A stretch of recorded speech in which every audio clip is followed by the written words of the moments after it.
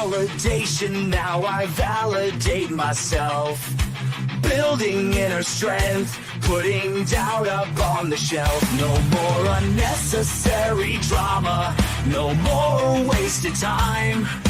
Climbing higher constantly, making my own climb. Standing on higher ground, where excellence is found. My potential knows no bounds. Raising the bar, breaking ground. My network is my net worth. Choose your company wise. Surround yourself with eagles, not with sheep in disguise. Every interaction is a reflection of my brand. Quality over quantity, that's my personal command. Standing on higher ground, where excellence is found. My potential knows no bounds. Raising the bar, breaking ground.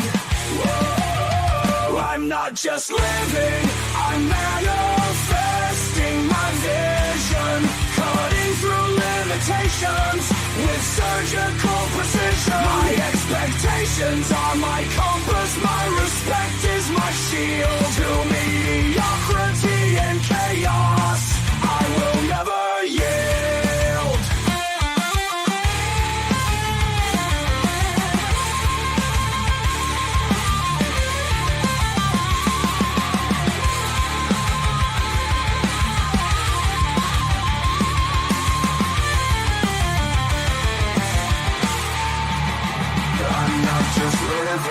I'm manifesting my vision, cutting through limitations with surgical precision. My expectations are my compass, my respect is my shield. To mediocrity and chaos, I will never yield.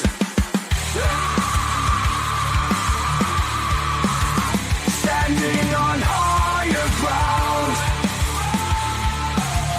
where excellence is found. My potential knows no bounds. Raising the bar, breaking ground.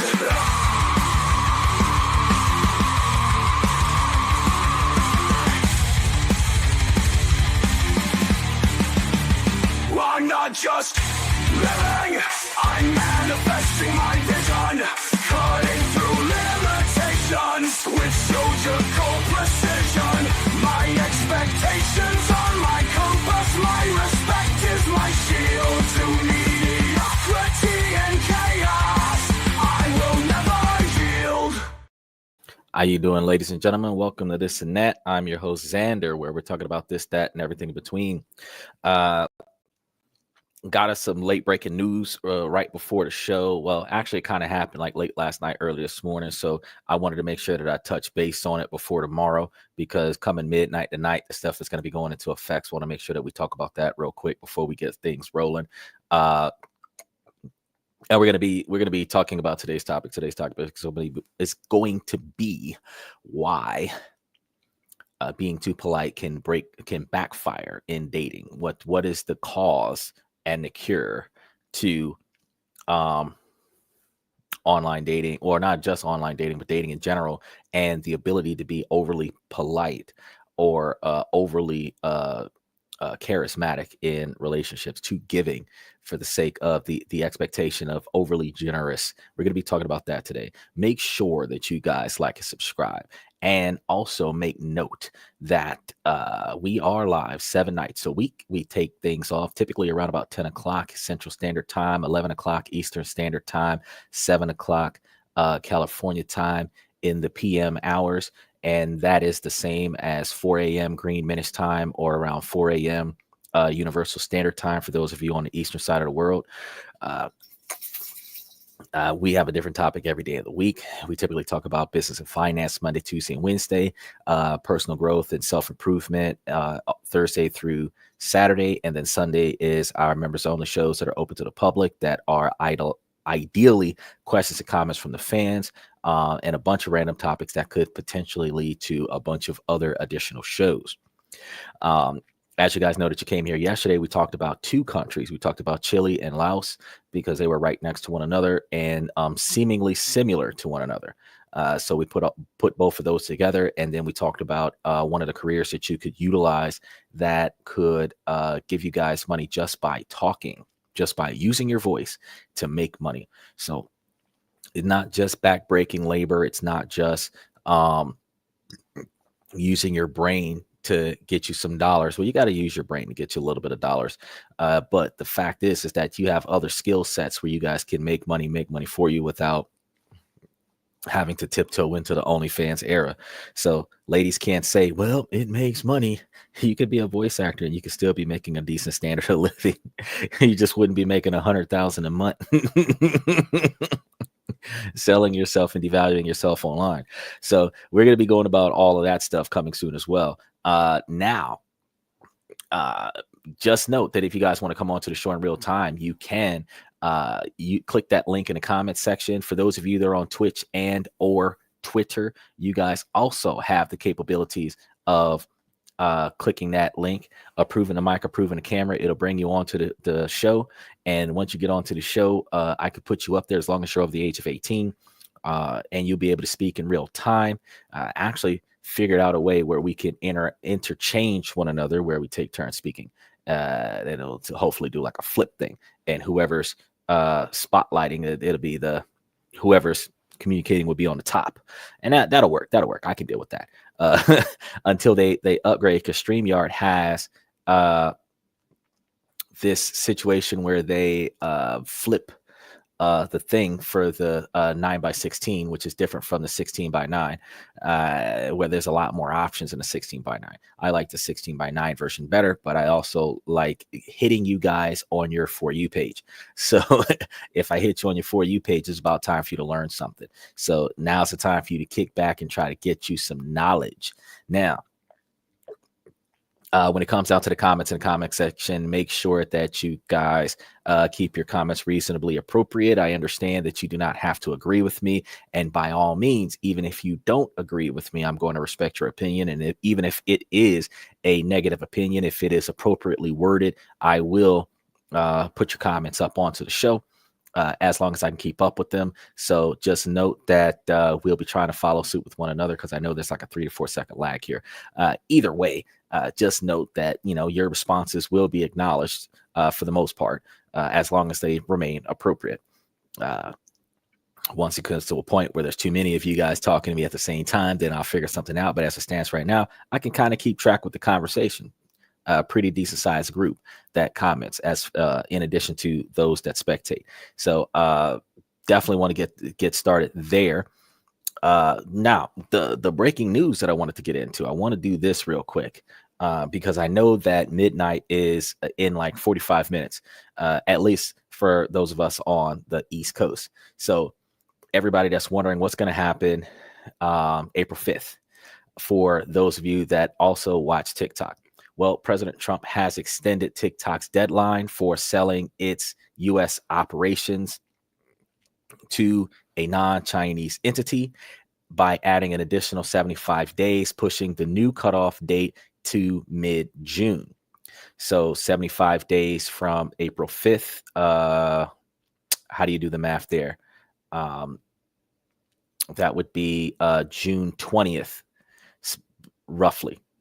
June 20th or June 21st, because that's 2 30-day months plus the extra 15 days. So that'll be about June 20th, June 21st, something to that effect. Now, this decision comes just hours before the original April 5th deadline, which was set to enforce either a sale or a nationwide ban on TikTok due to national security concerns tied to its Chinese partner company, ByteDance. Now,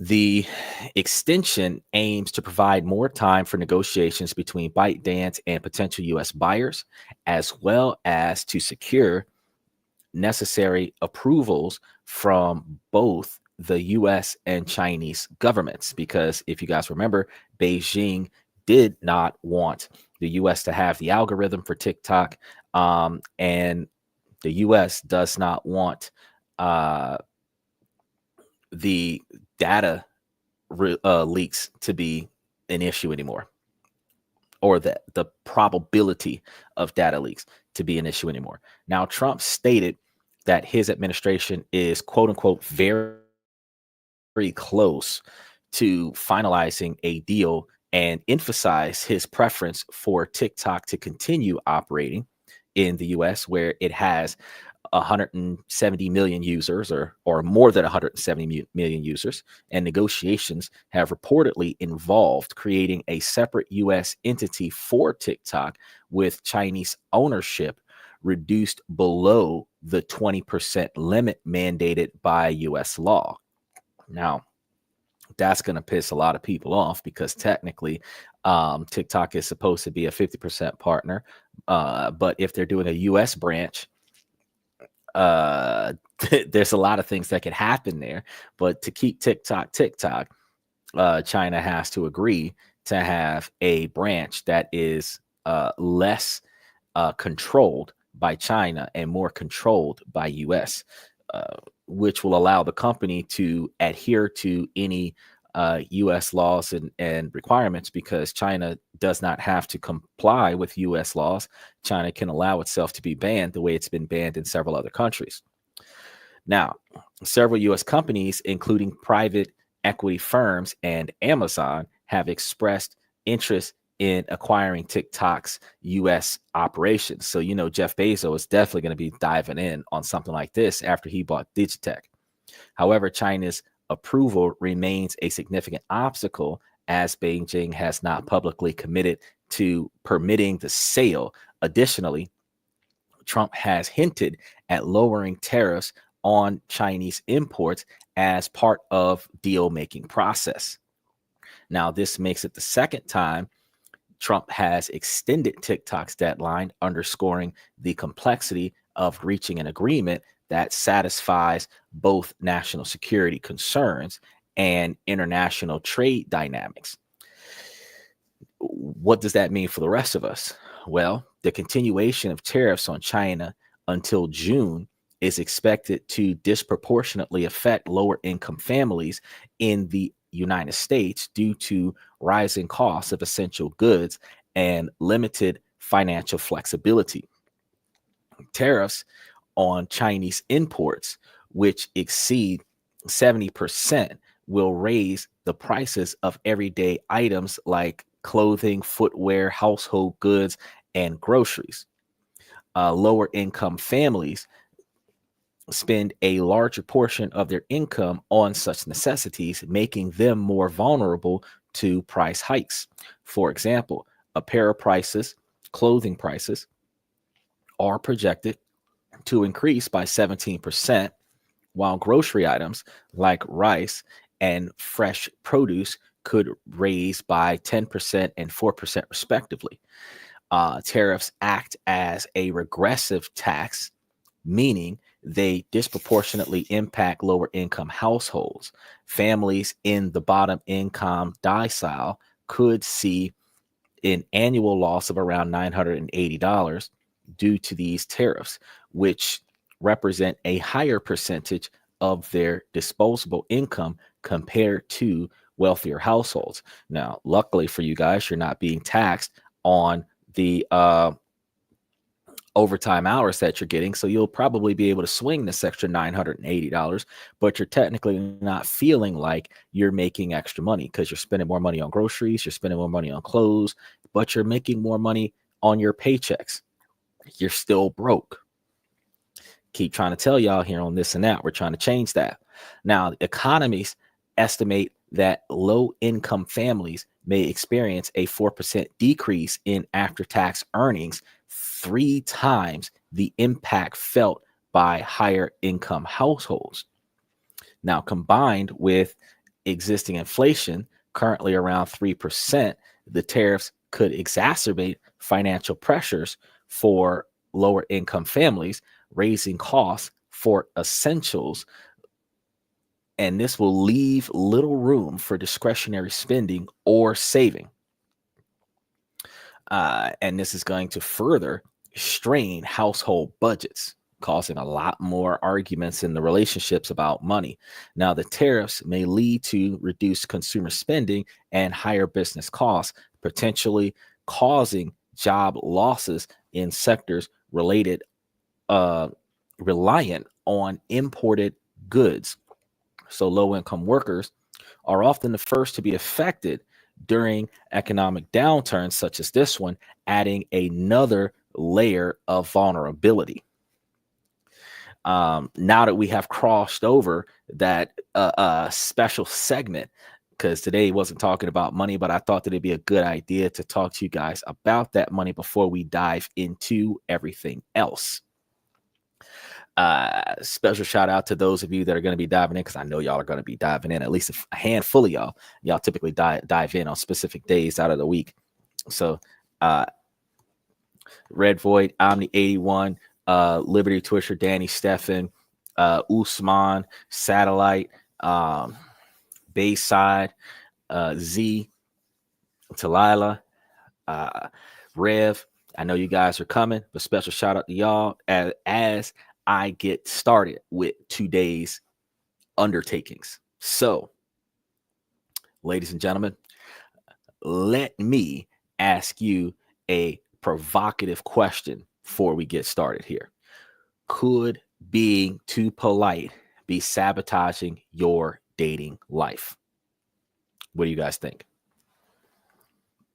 It's a bold idea, but one that hits close to home for many singles navigating today's fast-paced world of relationships. So now I want you guys to join me as we dive into the intriguing challenge, one that I've personally taken on to uncover whether excessive politeness is hindering the quest for genuine connections and love. Dating today is a whirlwind with apps, social media, and societal pressures shaping our romantic landscapes. Finding the one feels more complicated than ever. Many of us are caught in a paradox. We want to be kind and respectful, but could this very politeness be holding us back? Good guys finished last. So just want to start with that dynamic, fellas.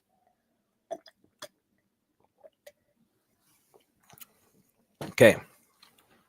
Excessive politeness often stems from fear of rejection, fear of offending, or fear of not being liked.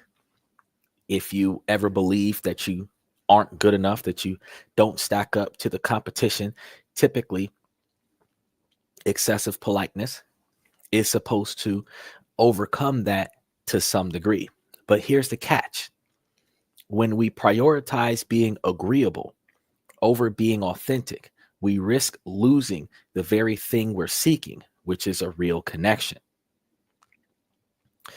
Excessive politeness or generosity can sometimes be perceived as insecure or manipulative, leading to mistrust.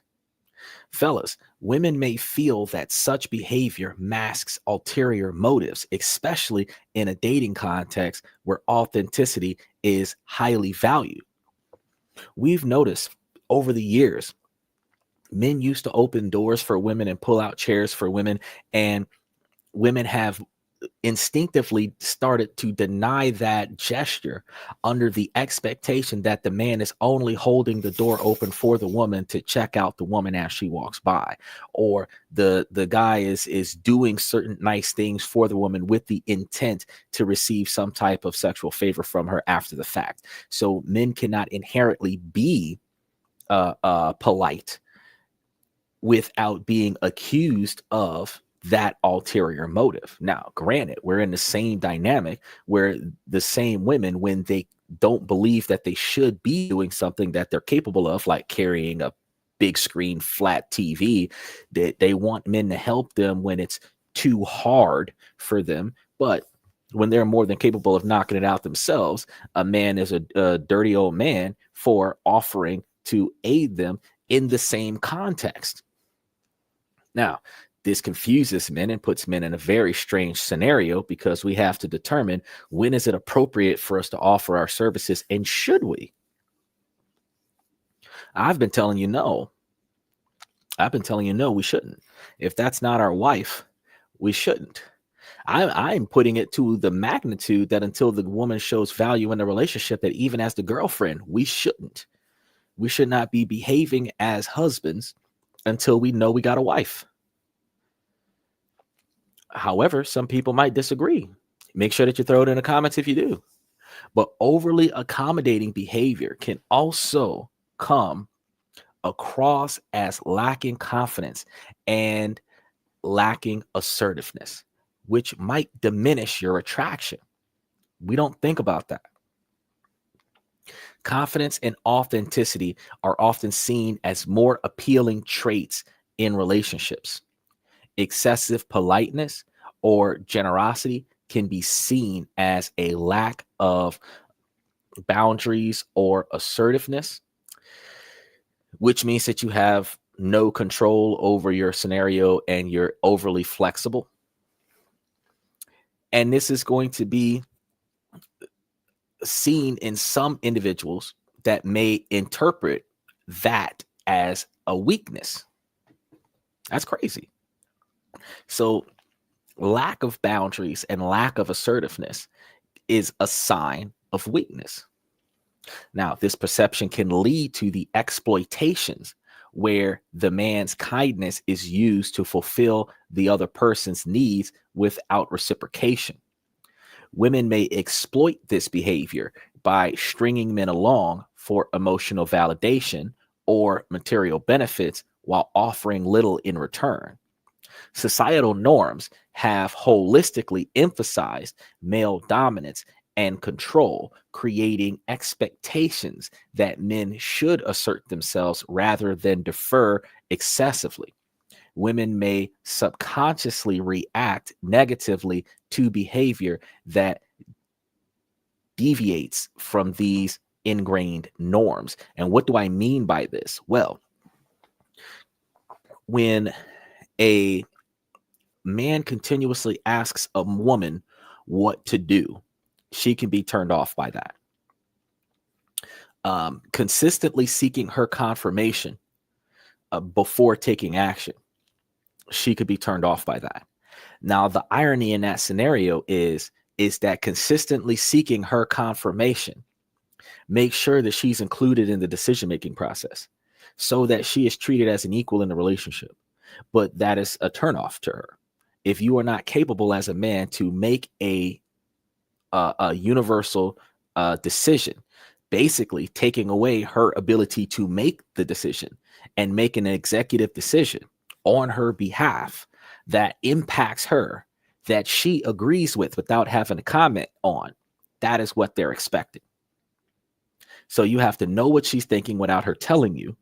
You have to do what you want to do or what you think is best, while taking into full consideration what she will be satisfied with based on your decision making.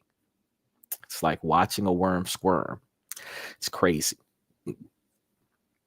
Patriarchy has also conditioned women to distrust men's intentions, even when they appear kind or generous.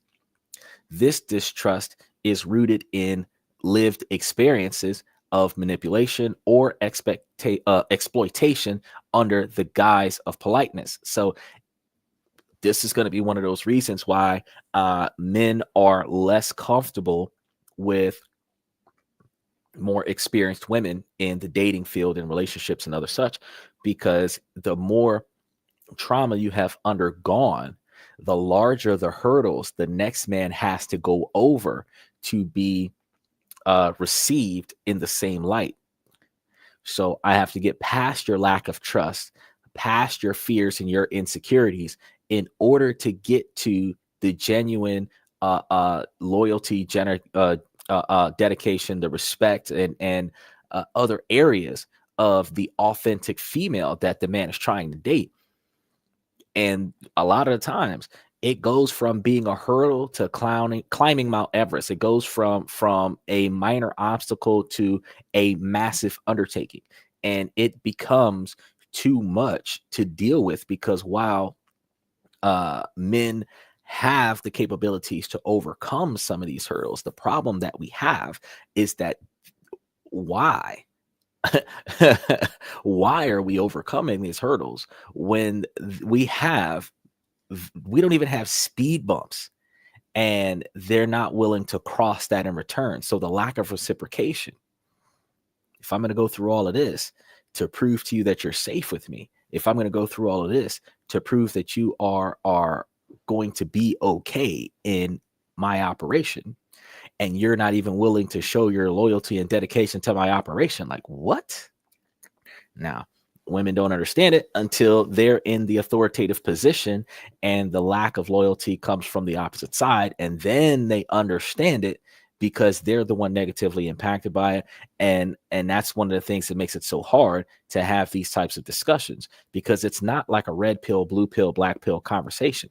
This is a situation where being overly generous and overly polite can be a very bad thing for guys. And this is from a man's perspective.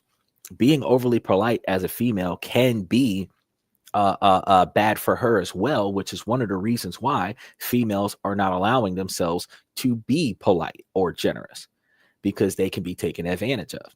The over polite or generous men often prioritize pleasing others over their own needs. Women who used to be this way have become more selfish after being manipulated and taken advantage of by men. So I could tell you that this is on both sides of the fence. This isn't just a problem where women are the factor. This is a problem where on both sides of the fence, generosity isn't always. Overly generous people are not the place to start your relationship with. You are supposed to gradually go into that. Now, it is good to have a mutual level of respect, and it is good to have a level of generosity minimalistically. But doing too much too soon puts you at a bind. More than one reason, because one, as the relationship progresses, your generosity is supposed to progress. Your cooperation is supposed to increase. Your flexibility is supposed to increase. So if you start at 9, you don't have that far to go to get to 10. But if you start at 1 or 0.5 or 0.2, you got plenty of room to scale up your efforts in your relationships, and you're not overly exerting your resources for a complete stranger, because you have to understand that on first contact, this is a complete stranger. This isn't your childhood sweetheart or something like that. This is somebody that you've met for the first time in your life. You just now realize this person exists, and from this point forward, your efforts are to build with this person. So you're not supposed to start at the top. You're supposed to start at the bottom somewhere. Now, overly pleasing others can create one-sided relationships, because you're putting everything into it, and the other person could be putting in very little or just enough to cover the spread. There are some women in such situations that may become dependent on these men for emotional support or problem solving, but without forming deeper connections, which is ideally the friend zone, where you have people that you put your efforts into, and they're just friends. And it doesn't matter if you're a man or a woman, like, you put your efforts into this person and they're just friends. You get nothing else out of that. You have no deeper connection. You have no loyalty or bonds beyond the fact that we're quote unquote just friends. Now, you also have the situation where you're on the receiving end, where especially ladies, y'all will be more often than not on the receiving end, where you've got like diehard friends, quote unquote friends, that you believe that they would lay their lives down on you just because they're a good friend, just because they're a good man. But the fact is that that man is waiting for his turn in line to be your man. And that's what women are forgetting, or some might not be forgetting it. Some don't care and probably enjoy the fact that they have 5 or 7 men that want to be in that position. But some women just don't notice it, because not all women are bad. It's just that it happens so often that it could be, overlooked.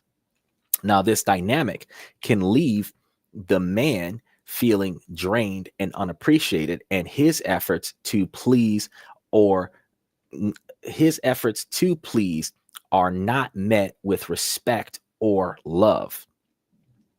So all of this emotional support, all of this validation, all of this effort being poured into the other person, all of these resources being poured into the other person, and you're not having that met with being respected for who you are and what you do, or receiving the love and validation, affirmation, and recognition for the actions and efforts that you perform. Now, when men prioritize politeness over expressing their true feelings, it can lead to shallow interactions.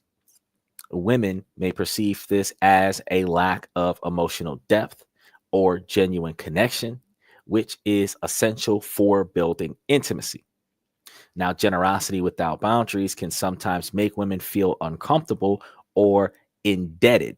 And women don't like feeling indebted to a man, because when they feel indebted to a man, there is a subconscious expectation that one of them believes that the woman should put out a sexual favor to reciprocate for the efforts from the man, which isn't always the case. You could just feed the guy and reciprocate, but people don't think about that these days, because everybody's about the physical intimacy, without deeper emotional connections prior to. Now, this is especially the case if it seems disproportionate to the level of emotional investment in the relationship. Now, personal experiences and trauma can shape how individuals respond to kindness or generosity. For example, women who have experienced manipulation or abuse may be wary of overly accommodating behaviors, interpreting it as a potential red flag, which means that if she is traumatized from her bad experiences from her past, you being a good guy could be a red flag to her. Now, I know that sounds way left field, but it is the case. Some people, men or women alike, experience a narcissistic person, man or woman alike, that has utilized emotional manipulation, where they've learned the word gaslighting, but they have not learned any other words. They've learned the words love bombing, but they have not learned genuine attraction. They forgot all the rest of the stuff because of the potential red flags, because they've experienced this before. On the flip side, some individuals may exploit kindness if they view it as a weakness or an opportunity for control. Though this behavior is not represented of all women, it is something that happens, which is why the guys in the friend zone on the OnlyFans page are paying out of pocket profusely. And we have situations where individuals are keeping you in the friend zone. You got female best friends. Whenever right around the time you're about to get paid, they come and ask you for money. They come and tell you they got a problem. You've got individuals that'll have you babysit their kids. It's not your kid, but they'll have you babysit their kid, or do something nice for their kid's birthday, or take their kid out somewhere at your expense, the same way you would do if you was the kid's stepfather. Now, reckless as it is, men tend to fall into this because of the emotional void that a lot of men carry with them on a regular basis because they are not acknowledged until they are a financial benefit to women. That emotional void typically ruins a man's ability to become connected with a new woman, because the woman he's in the friend zone with, he's still stuck on.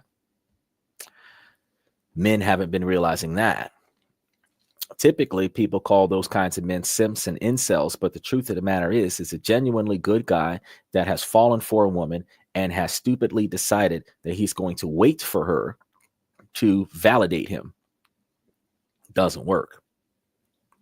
Men who fail to set clear boundaries, those non-negotiable expectations for behavior that I talk to you guys about on a regular basis, these men may inadvertently invite exploitation. If you are too nice, too genuine, and generous, too nice and too generous, too willing to give out without getting anything in return, or if you're generous and in addition to your generosity, you are polite enough to devalue, or not devalue, but deflect them from reciprocation, because that's the nice thing to say. Oh, that's okay. You don't have to pay me back. Giving them the pass on reciprocation.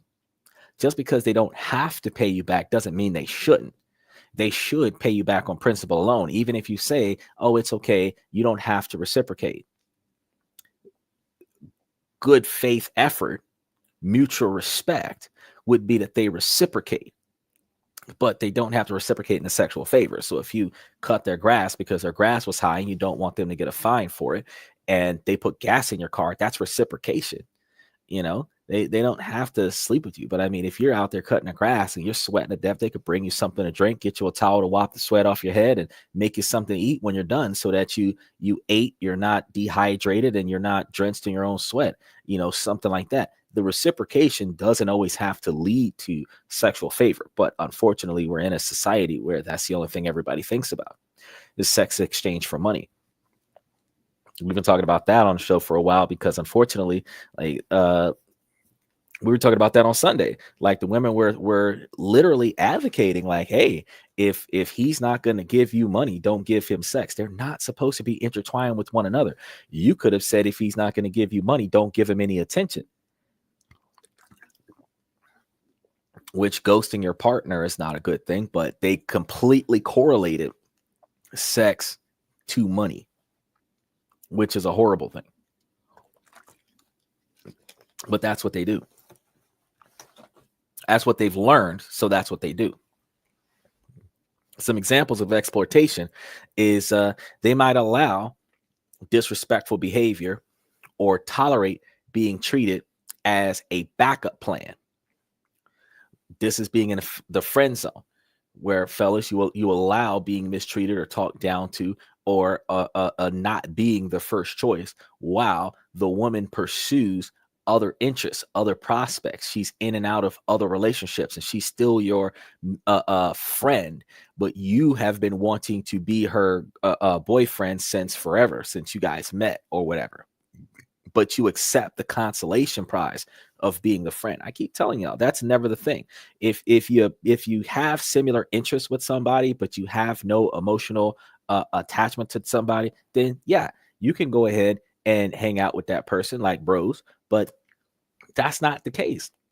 Typically, in adulthood, men seek companionship with women that they would prefer to spend the rest of their life with. They're not looking for female friends.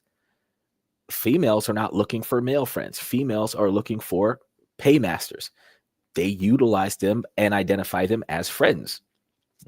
Men are going to be utilizing women as quote unquote friends, but they're not friends.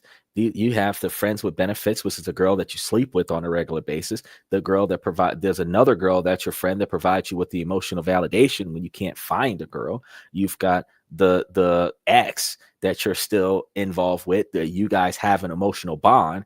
And every now and again, when she's having a bad relationship with her new boyfriend, she comes and sleeps with you. But none of these scenarios is there a dude that's just like, oh yeah, she's just a friend. The only time she's just a friend is when she is damaged beyond your ability as a man to accept. And while she might be attractive, you will not touch her with a 10-foot pole. That is the only time a dude has a friend as a female, is when she is not an option. But, and again, the dynamic is still the same. He has her as a friend because she is not an option, but she wants him for whatever emotional validity. She wants him for support or whatever the case may be. There is still a design there where one person wants more from the other person than the other person is willing to provide. So they both settle at a friendship connection. It's an unhealthy scenario. Without asserting the man's authority, their own needs and limits are not being addressed. They risk being taken for granted and losing their sense of self-worth. Now, societal norms sometimes reinforce the idea that men should be providers and protectors, leading some women to exploit generosity as a resource for financial or emotional gains. Additionally, some women may have learned from past experiences that overly polite men are less likely to push back against exploitation or assert their own needs. Some women use tactics such as guilt trips, playing the victim, or testing limits to manipulate overly kind men into doing what they want. These behaviors can undermine the man's confidence and leave him feeling trapped in toxic situations, which I've told you guys plenty of times before. Never let yourself fall into if you can help it. Emotional manipulation often involves exploiting the man's desire to be helpful and accommodating, making him feel obligated to stay even when the relationship is unhealthy. Authenticity and mutual respect are crucial in relationships, where men who balance politeness with assertiveness and honesty are more likely to foster trust and connection. Healthy boundaries and open communication help ensure that generosity is appreciated rather than misunderstood. To avoid being taken advantage of, clearly define what you're willing to give and what you expect in return. Now, this is not the same as the Riley theory, because the Riley theory says, well, if you're after sex and she's after money, she just needs to put up a price and then you pay that price. The Riley theory.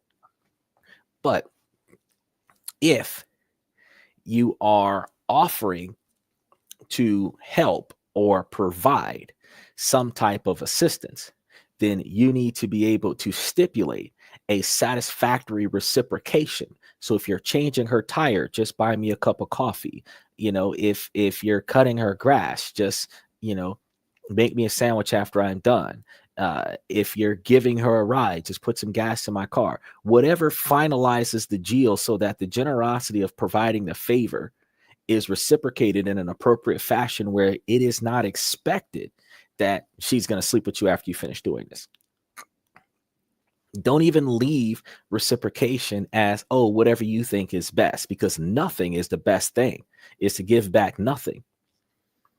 To make sure that you are validated. She doesn't have it right now. That's okay. She doesn't have to have it right now. If you're doing it in an emergency basis, then whenever you have the availability, provide me with whatever it is. You give her a ride, you ain't got it now. Whenever you get a paycheck, you want to go ahead and send me something in return.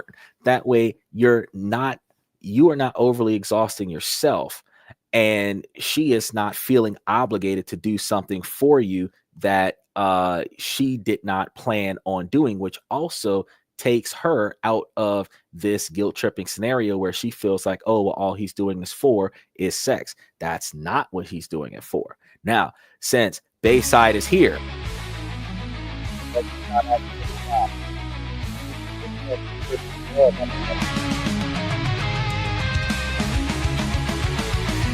This is like Soul Caliber.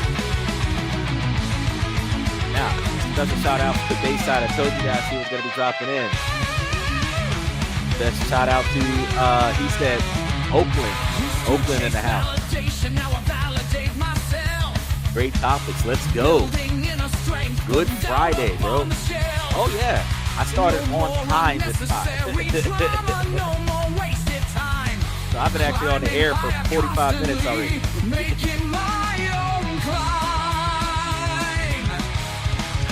Standing on higher ground, where excellence is found. My potential knows no bounds. Raising the bar, breaking ground. Breaking ground.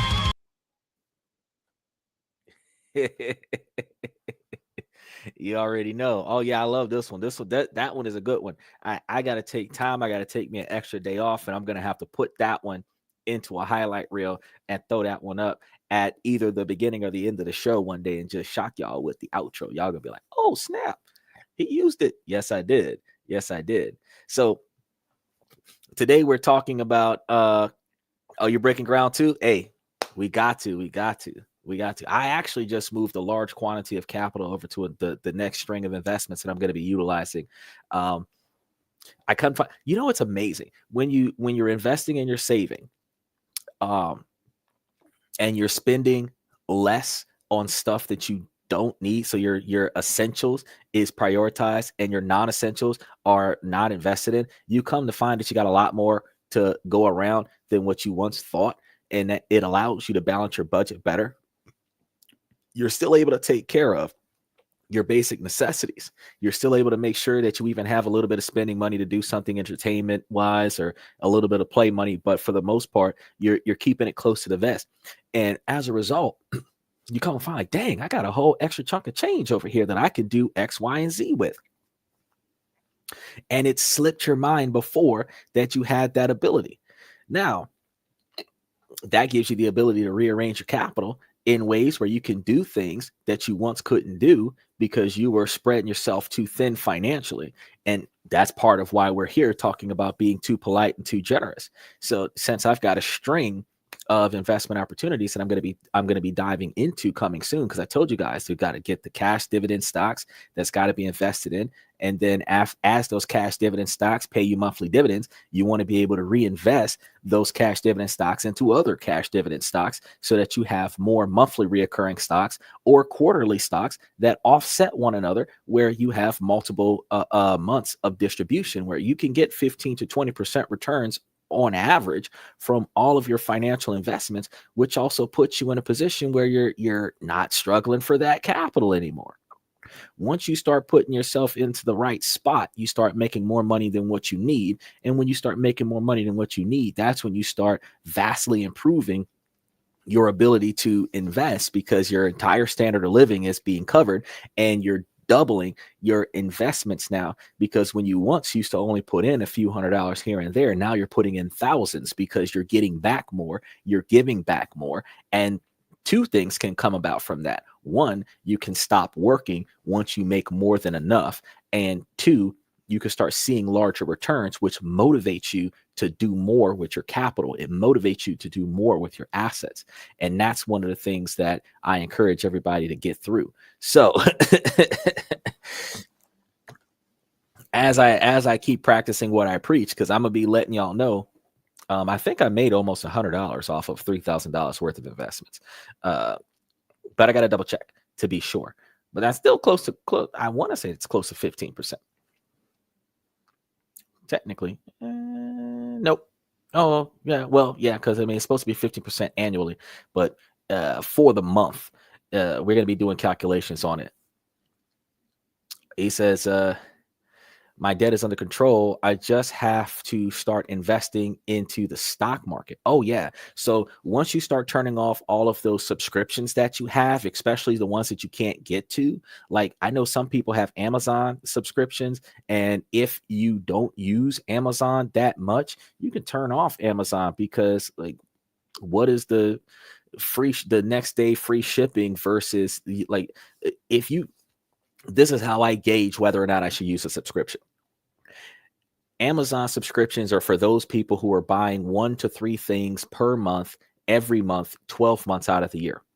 If you're only buying something once or twice a year through Amazon, you're not using any of the other Amazon Prime features like the movies or Kindle or anything to that effect. That's all you're using it for, is to get the free shipping. The $9 to $24 a month annually, or $9 to $24 per month every month annually, exceeds the extra $10 of shipping twice a year that you would pay for buying a product, where you still have the incentive where when you're buying something from Amazon, if you buy enough, it's still going to give you free shipping anyway, outside of the next day delivery. You just got to wait for it. So instead of paying for convenience for stuff like Amazon Prime, you could do away with it. You have Hulu and other such things that you could do away with if you're not using it as much as your Netflix account. You can add your Netflix account to your cell phone bid if we have T-Mobile, and T-Mobile offers you a promo code which takes like $7 off of your Netflix account, which will allow you to use Netflix a whole lot cheaper. There are other things going on there that you could shave off. Like if you've got a gym membership, but you live in an apartment complex that has a small gym in it, you could terminate your gym membership and do the workouts at your local apartment complex instead of going to like an LA Fitness or something. If you have a personal trainer, you can keep your personal trainer if they're actually aiding you in your success. But if you can find, like for example, I just gave you guys about FitChef. If you have software that could provide you with the eating habits and then a training regimen, and you spend less money on that, you could always change it. You just got to find ways to shave off your expenses. Buy cheaper food instead of buying the expensive stuff. Switch from name brand to store-bought stuff. These are ways that you can shave off on a lot of your things. Pay your insurance in advance. Like save up a little bit of money and pay the whole thing at the beginning of the policy. And they sometimes, depending on your insurance company, they might take 15 or 20% off the total cost of your insurance policy, which reduces your premiums. So those are some ways that you can save some money so that gives you more money to invest. So I like talking about those things because it's just the little things that you can do. You can't reduce your car note, because if you overpay on your car note, the same amount of minimum balance you got to pay is what you got to pay until you own your car. But you could also not pay that bad boy, or I mean, not pay it, but I mean, get it, pay it off, and not buy another one. That's what I was about to say. I was trying to say not trade it in and get another one that you'd have to pay. You have to, because you could charge it to your credit card and then make the payment on your credit card. If you have credit cards, that's extra capital that you could utilize to juggle bills from paycheck to paycheck. So there's that as well. So you never want to spend your credit cards, more money on your credit cards than what you have money to put on your credit cards. But if you have $1,000 or $2,000 worth of credit cards, and you have or $500 to $1,000 worth of credit cards, and you have about that much money that you have to pay in certain debts, you can use the credit card right after the billing cycle, max out the credit card a week before the billing cycle is due, pay off that credit card. It'll be at a zero balance when it rolls over, which reports high on your credit report, but then you max it out the day after the bank statement runs out. That's extra money that you could be floating, guys, because it only charges you interest on the credit premium if the billing cycle rolls over and there's a balance there. Usually 4 weeks after a transaction occurs. Doesn't charge you interest if you pay it off before the end of the billing cycle. So take that into consideration, if that might help you get you a little bit of extra money to invest. Because the stuff is still there. You know, if you have $1,000 worth of debt and $1,000 credit card, that the credit card rolls over on the 21st. If you pay all the bills from the 28th, if you pay all the bills that are due between the 22nd and the 15th, if you pay all of those bills with the credit card that's due on the 21st, all of the money that you get between the 1st and the 15th pays off that credit card before the 20th, so that come the 21st, the balance is still at a zero balance. And that way you have extra money rolling around. that also shows utilization of your credit cards, and you still have a zero balance, which means that you still have high credit, which also encourages um, positive reports to the three major credit agencies, which boosts up your credit score as well. So you want to try to utilize that to help yourself get more money to invest. Then put your money in places, because just like I told you guys the other day, I found you can get SBA loans between 6% and 10%, 12% at the most in some scenarios, where you're getting $50,000 or less to do stuff for your business. If you took that 50 grand and put it somewhere where you're getting 15% interest back on that money, you can, especially when you're dealing with a good credit score, 750 or higher, you can take that 50 grand, put it somewhere where you're making 15, 20% interest off of it, and then pay back the 8% or 10% interest on the 50 grand. They're getting paid. You're making money. The difference between the two, your profit margin. So if you're making 15 or 17 or whatever, and they need 8, you're still making an 8% profit off the 50 grand that they gave you. You're paying them back out the interest from their investment. And the fact is, you keep the principal. So after you've paid them off, you keep the principal. You're still getting that 15% dividend. You now have a larger quantity of assets in addition to the capabilities to borrow again. Because once you pay them off, you can go back to that same SBA lender and say, hey, let me get another loan. Sure. You're in good standings. You made all your payments on time. You paid it off early, matter of fact. Sure, we'll give you another $50,000 loan, because it's the cost of doing business. And they'll give you another $50,000 loan. And you could take that second $50,000 loan, stick it on top of the other $50,000 loan, and now you got 100 grand. Plus the personal income that you're putting into that stock at the same time. So you could stack your values a whole lot faster if you know how to manage your budget. You just got to not be afraid of the downturn that we're going on right now, because while we're in a recession, it is going down. All the stocks are going down. Just keep buying them, because they're not going to one, they're not going to go bankrupt. 2, they're not going to stay down, because 3, as I just told you guys at the beginning of the show, they're extending the tariffs on China until June, because the contract with TikTok has not been finalized and won't be finalized until June, perceivably. And as they're still working out those negotiations, you have to understand that we're going to still have those high tariffs. But as soon as that happens, as soon as China caves and gives up part of TikTok, the tariffs on China disappears, which everything that China is taxing is going to stop costing so much money, which means from, I would say, September until January will be the recovery phase. But all of those stocks that are negatively impacted by the tariff on China will start shooting back up. So right now, while you know that there's going to be another 3 months worth of tariffs, buy into those stocks that are diving right now. All of those stocks that was high before the tariffs went up on China, that started going down, you want to dive in on those stocks, because he's specifically said the tariffs will come off of China when China gives up TikTok. Therefore, when he takes those tariffs, because he's a man of his word as far as business is concerned, when those tariffs come off of China, when China sells TikTok, that is when all of the companies that were negatively impacted by the tariffs going to skyrocket again. But if you're in at the ground floor, dollar for dollar, guarantee you it's going to skyrocket. You're going to skyrocket with it. So if I was to put this in a metaphor, you're watching the buildup of a tsunami. You right now, while you're watching this and that, are watching a tsunami suck the tide out. That's exactly what's happening. And instead of you getting behind that tide, you're about to ride that wave, so that when that tsunami of wealth comes back, you will be flooded with success.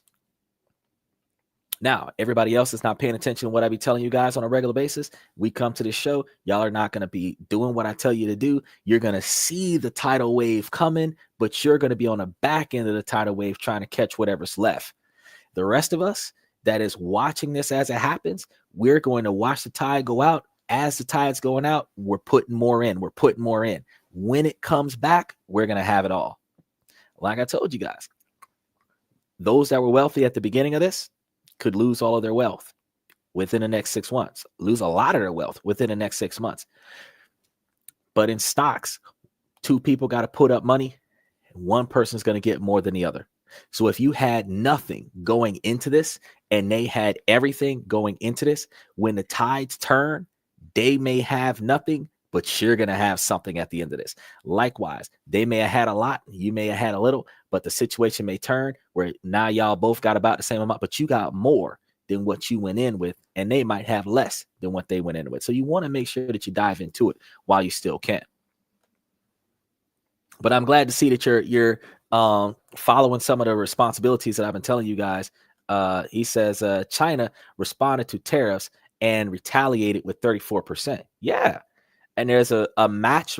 So this is the funny part, because I told you guys there's a 75% tariff on China right now. And some people are like, no, that's not true. Okay, so China tariff the US.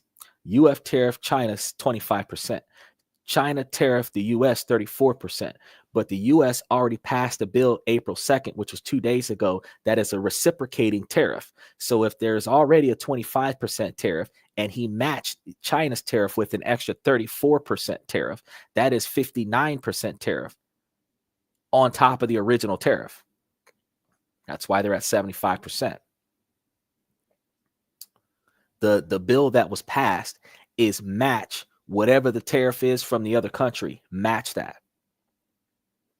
So if China hits them with a 50% tariff, US matches that with the 50% tariff. So then China will be hit with $150 or 150% tariff. It hurts the financially challenged individuals. It hurts the broke folks. But the sad part is that, like, while the wealthy isn't going to be affected by it, the average everyday person that's making less than 100,000 a year, yeah, we're going to feel that. We're going to feel that. It's going to make it harder for us to buy stuff unless we're buying it used, and it's going to make it harder for us to get around and like use discretionary spending on everyday needs, but it's going to be the cost of doing business, because 170 million users is trillions of dollars of profit. And the rich want to get richer, and poor people are collateral damage. For a billionaire, losing $1 million over the course of 6 months, not that big of a deal, when the profits off of that is going to be trillions of dollars. For the average American, where they'll never see $1 million at one time in their lifetime, being part of the $1 million loss, that's significant. Now, balancing kindness with assertiveness is something that we have to remember when we're dealing with the disadvantages of being overly polite and overly generous in our relationships. Being polite does not mean suppressing your true feelings. Watch for signs of manipulation, such as those guilt trips or disrespecting your non-negotiable expectations for behavior. When you tell somebody don't do something, it means don't do that. When you're talking to one of these females and you set down certain expectations and you say, no, don't go there, don't go there. You go there, you stay there. Don't come back here. If you go there, don't come back here. You got to make sure that you're setting your boundaries on that. You want to focus on relationships where your generosity is genuinely appreciated and reciprocated. So think about this. Have you ever agreed with a date just to avoid conflict, or dodged sharing your true thoughts because you didn't want to seem difficult? This kind of behavior might seem harmless, but it can lead to shallow interactions and missed opportunities for deeper intimacy. And truth be told, a lot of us be trying our best not to be disliked by the other person in hopes of getting laid, which is horrible, because you're suppressing who you really are. She likes something, you agree to it. so that there isn't a conflict there. She like it, you could hate it, but you're doing it so that you can get laid. She wants to go places you don't want to go to, but you're going there so that you can get laid. That is not the sacrifice you're supposed to be making with yourselves.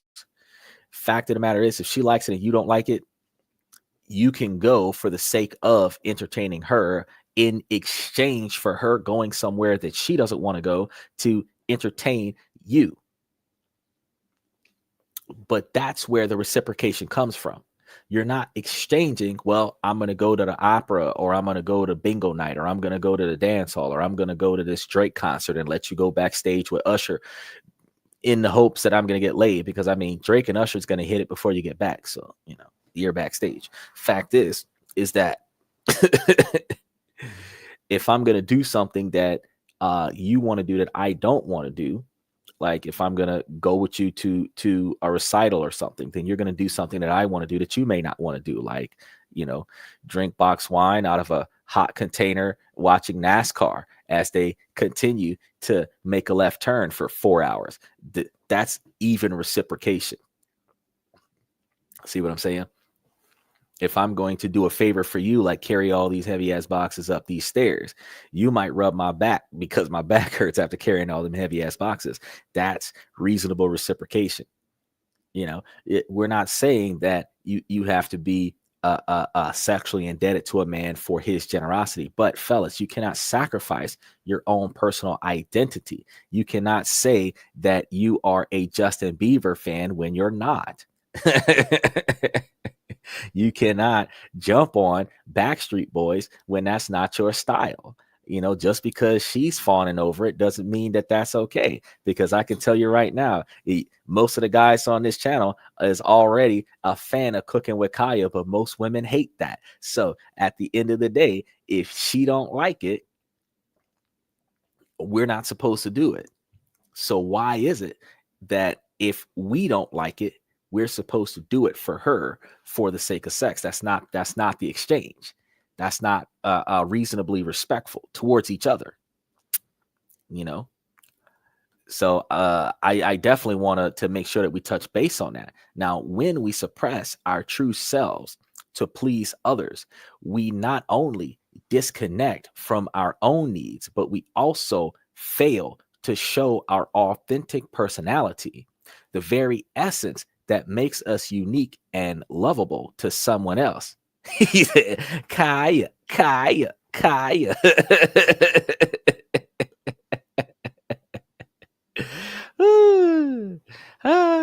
As it rotates in a counterclockwise scenario.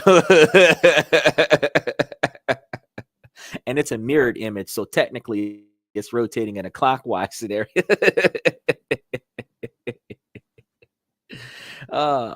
For instance, imagine being on a date where your partner suggested an activity you disliked. Instead of expressing your preference, you go along with it. Sure, you avoided discomfort in the moment, but at what cost? Over time, this pattern can breed resentment and frustration, not exactly the recipe for a thriving relationship, because you're thinking about the fact that you get married, you're dating this chick, so you get married, and imagine yourself, she's got like this book club thing, and you always go to it because if you go to the book club thing, you get laid. Now, when you guys get married, you go to this book club, you don't like the book club, you hate the book club, you loathe the book club.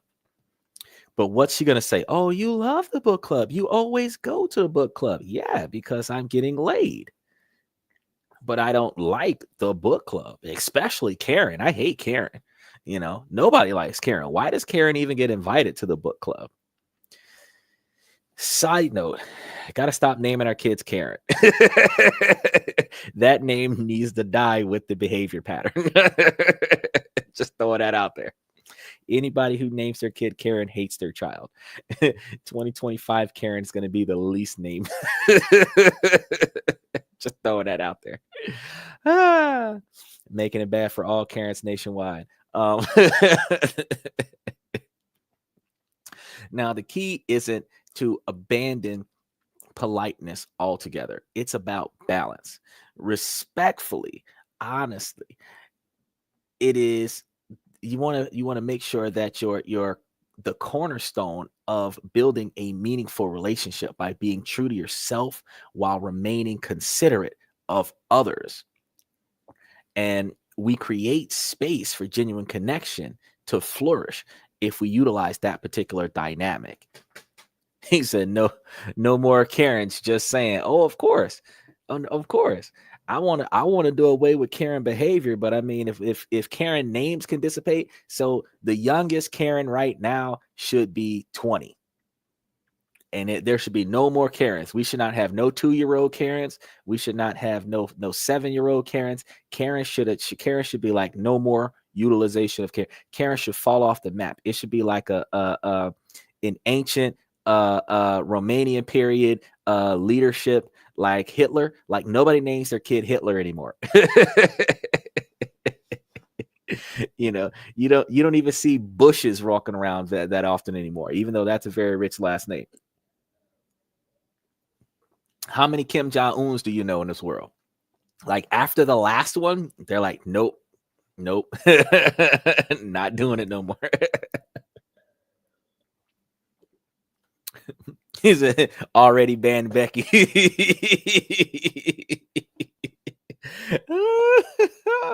Exactly. So Becky and Karen can't be on the list of names. Oh my God, Becky. I think after those rappers tore up that name, Becky, yeah. So if you name your kid Karen or Becky, that means you hate your child from birth. No man should let his wife or girlfriend or baby mama, friend with benefit that just so happened to get pregnant for him, name his child Karen or Becky. Just don't do it. It's not going to work out. It's like that. Nobody will have respect for her if that is her legit name. That's almost like naming your kid McLovin.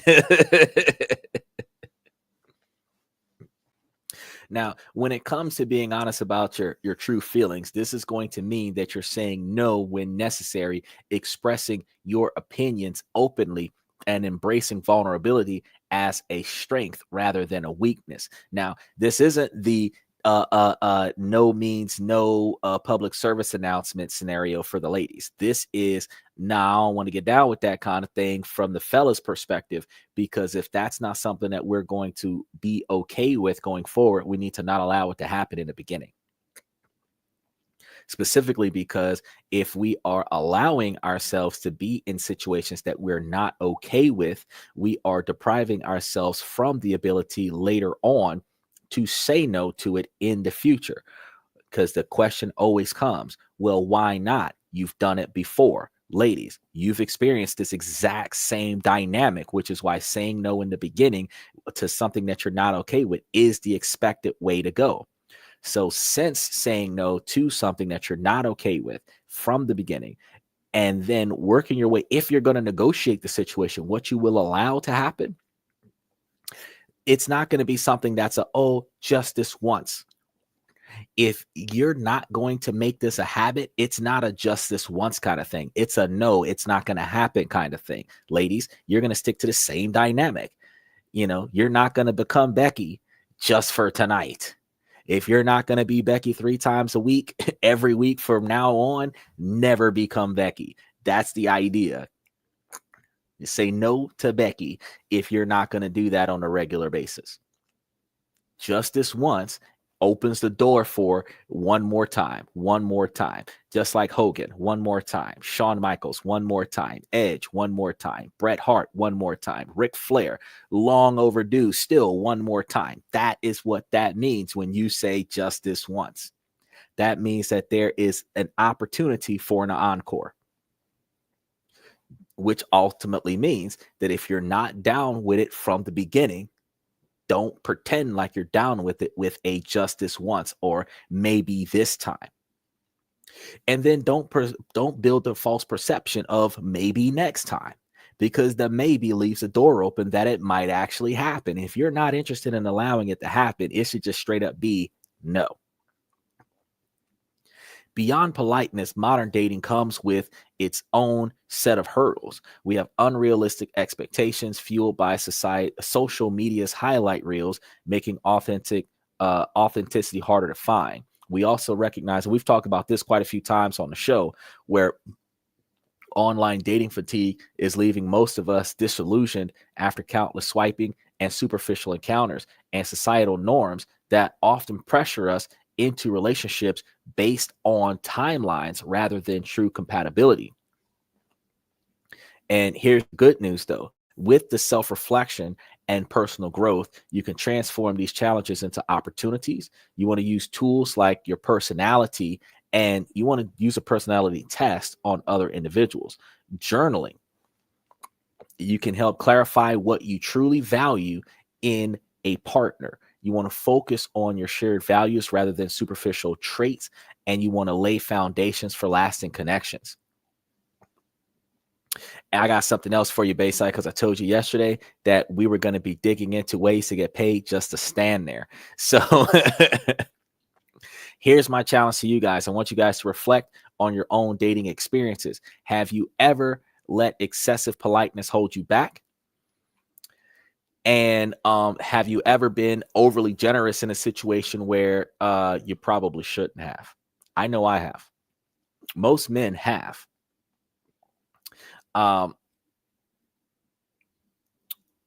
You want to remember that the magic lies in authenticity. When we show up as our true selves, flaws and all, we invite others to do the same.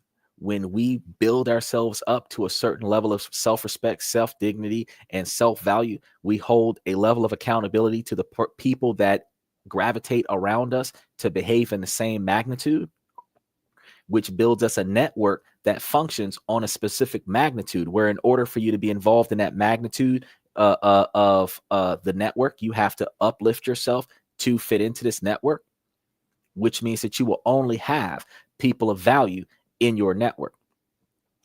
That's where real connection is going to begin. Now, before we go any further, I want to make sure that we start with our higher paid side hustles or jobs that involve minimal physical activity, including just standing there or similar roles. Because I told you guys, I'm like, hold on now. We be sitting over here bullshitting, but there are so many different ways where we can make money. OnlyFans should not be a career.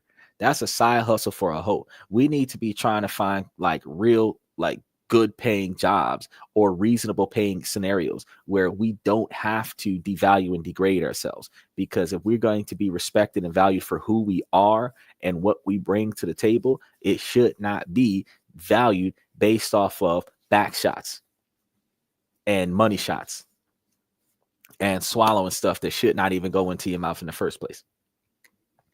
Just want to put that out there, ladies. Now, event security or bouncers.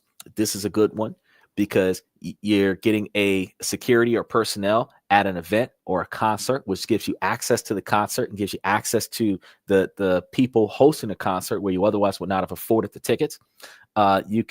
This is actually often going to be in a club where you're spending much of their time standing and monitoring the crowd instead of turning up like there's no tomorrow. This pays between $15 and $30 an hour, with higher rates for private events or specialized security roles. You have requirements that may require a security license or a certification depending on the state. And you also can do brand ambassador or product demonstrator, which is not the same as a content creator or an influencer that's promoting a product. This role is going to involve standing at a promotional event or a store to demonstrate the products. This is the person that's sitting in the Publix, Walmart, or the Target that's giving you out the free samples and stuff. That's what that person's doing. And they will engage with the potential customers in that location. It pays them $20 to $50 per hour for high profile brands. The requirement is the strong communication skills and outgoing personality. Human billboards, which we've always devalued this career because typically a low income business will pay a young kid like $5 or an hour or $30 for the day to get out there and spin this banner around from sunrise to sunset. But you have to understand that this is an individual that is paid to stand in public areas holding signs, wearing costumes to advertise the business.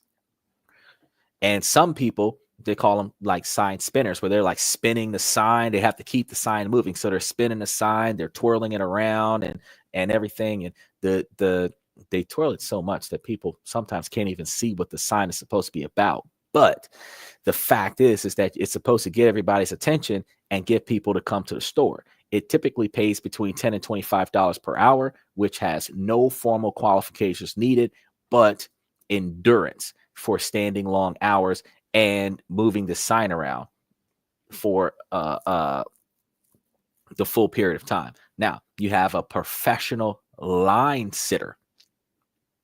You heard me, Bayside, professional line sitter. These are people who are hired to line sitters to stand in queues for product launches, meaning that you're going to get in line for the new release of a product launch, an event, or a ticket. People are paying for that. So like when them new J's come out, you could get a job as a line sitter where they're paying between $20 to $50 per hour, but depending on the demand and the location, for you to stand in line and keep that person's place in line until the launch occurs. Yes, that's a thing. Only requirement you have is time and flexibility and patience.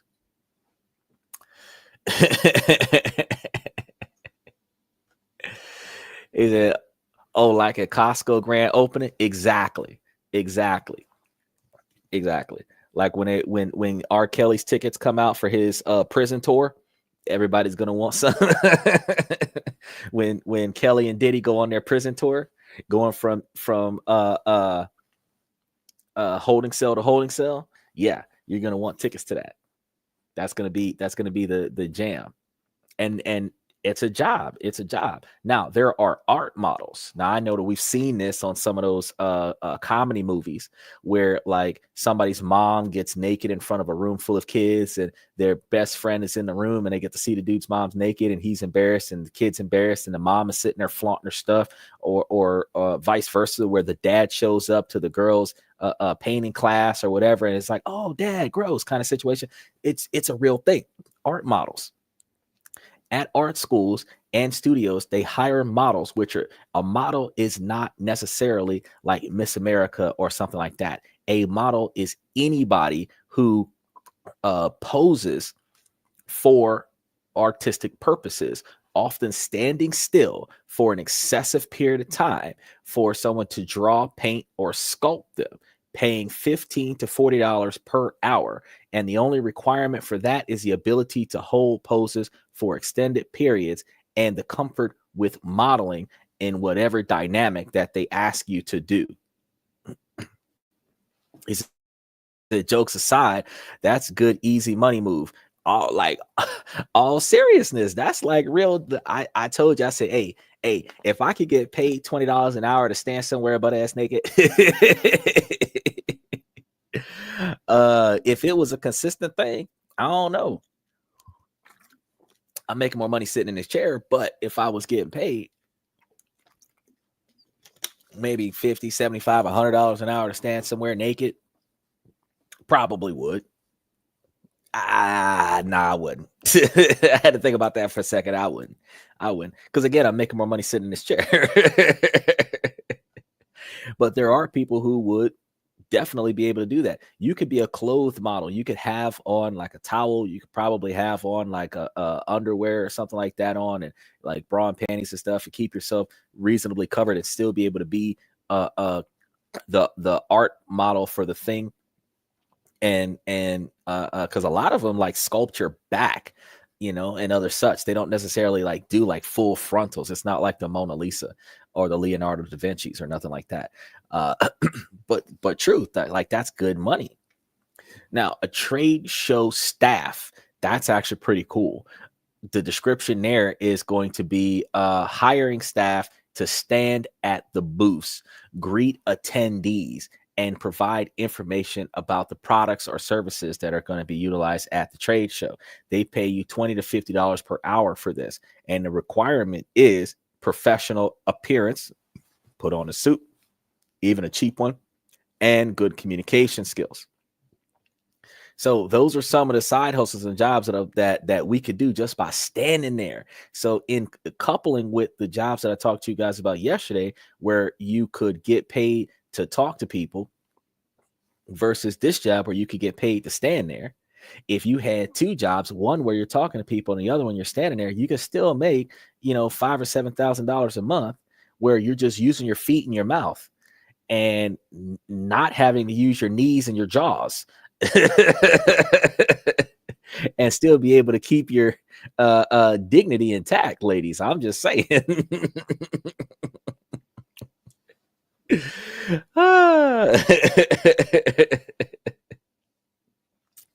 So yeah, I kind of ran through. Today was another one of those short days.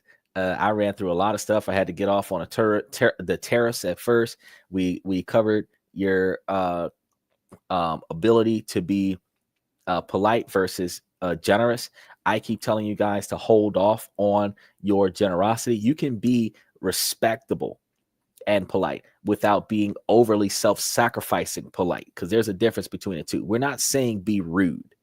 We're saying that you do not have to be overly accommodating for the sake of a complete stranger. You want to make sure that you're comfortable before you make sure that the other person is comfortable. If your response or reactional thought is, if you say so, it is not okay. If I didn't say so, it's not okay. Therefore, you need to try to find an equal balance. So if they're asking for something that you're willing to do, and reciprocation is going to be an expectation, some kind of reciprocation. So within reason of what they're asking of you, you ask for a within reason in return. So if she wants you to take her out for the paddle boat thing with the big swan, it's a small world ride at Disney World, and you're like, all right, I'll do that. In exchange, you're coming with me to the monster truck rally, and we're going to sit in the first row and get covered in mud. Equal exchange. I'm going to cover taking you to the paddle boat thing. You're going to cover taking me to the monster truck rally. Even exchange. Appropriate activity for appropriate activity. So and that also shows a higher level of maturity, because if you're not tacking sexual favor on for every action and activity, because the sexual favors are going to come naturally. If you're showing a higher level of maturity, you're probably going to get laid either way. And as a man, you're not being responsible for every single date, every single engagement, because it's like, well, I don't necessarily want to do that, but I'll go if you take me to such and such place on our next engagement. And you got to be reasonable. You can't say, well, I'm gonna take you to the beach, but in return, you're gonna take me to the Bahamas. No, that's not that's not reasonable. You have to be reasonable. If the beach only cost you gas money, beer, parking, and some food, then she should be able to reciprocate with gas money, beer, parking, and some food. So you took her to a beach, she might take you to a Hooters during the game. Something like that.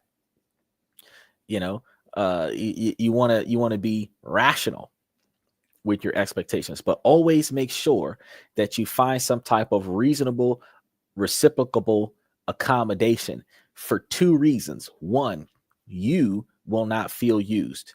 Two, she will not feel indebted to you. Three, she will not feel uncomfortable about the thought of being indebted to you, which actually makes a huge difference, because even if you make her reciprocation very minuscule in monetary compensation, such as, just make me a sandwich, or, just clean out my car, or something to that effect, where her efforts makes you guys even in comparison, this prevents her from developing the feeling that you're doing too much for her and she must reciprocate in a way that she doesn't feel comfortable with reciprocating. You don't want to let that dynamic fester. It's not always about her manipulating and using and abusing you. It's about her feeling uncomfortable about the fact that she might feel like she has to do things that she otherwise would not have done had you not done so much for her. So that's another reason why you don't want to do too much in the beginning, because ultimately, even a good girl will back away from a good thing because you're doing too much, because she can't reciprocate on that. You're throwing down hundreds. She might have tens, and she can't reciprocate on that. So you have to be able to make sure that she's comfortable with the reciprocation, and that the reciprocation is appropriate to the effort. That way, you're not in a scenario where she starts acting different because you're being too nice. Because you already know that she's going to have some naysayers in her network that's going to make it seem like you're using her. You're grooming her to use her, when it's just that you're wasteful with your money and you're showing her a good time. It's two different things. Women can misperceive you being fiscally irresponsible to you being a manipulative, narcissistic person that's trying to groom her into emotional and sexual manipulation. And then after you finish getting what you want out of her, all that stuff's going to stop, because they've experienced that before from a higher financial status guy, not the average everyday Joe that would give his last breath to the woman, his first kidney, the other half of his liver, and still be trying to offer her stuff. Women don't understand that. Now, Bayside said there's such a fine line on being nice and polite. Usually, women that are single usually have a few, maybe 5 men to fall back on. Okay, I understand what you meant there. Or to hook up with to get a free meal or good times. But see, that's why I keep telling men to stay out the friend zone. Because you got females where y'all are just friends with benefits, where she'll sleep with you, which is selling her body for you to take her out to dinner, take her out to this concert, take her to this activity, fly her to this place, pay for her tickets, bail her out of jail, pay for her car note, get it out the impound lot. You know, there's so many things. Pay her rent, $5,000, bro. That's a high scale escort right there for a couple nights in the sheets. You got to stop that. It don't matter what you got going on. I could be interested in sex more than the next man, but I should not be putting my money on the same table as sex. The same way any man with dignity would not put his food on the same table as sex. Strip clubs with bars in them, gentlemen's clubs with naked women in them. We don't put our food on the same table as sex. You don't put your money on the same table as sex. That's what you got to do. You got to cut that line. And when you're doing that, you're now setting a standard. Your effort, your non-sexual effort will get my compensation, because that is the difference. That dynamic, that mentality is the difference between a girlfriend, wife, hooker, whore, escort, prostitute. Is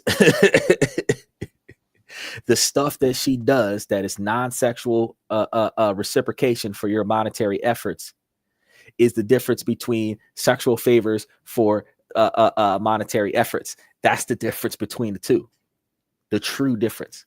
Beyond that, if you allow her to put sex on the table for money, she just lost all value.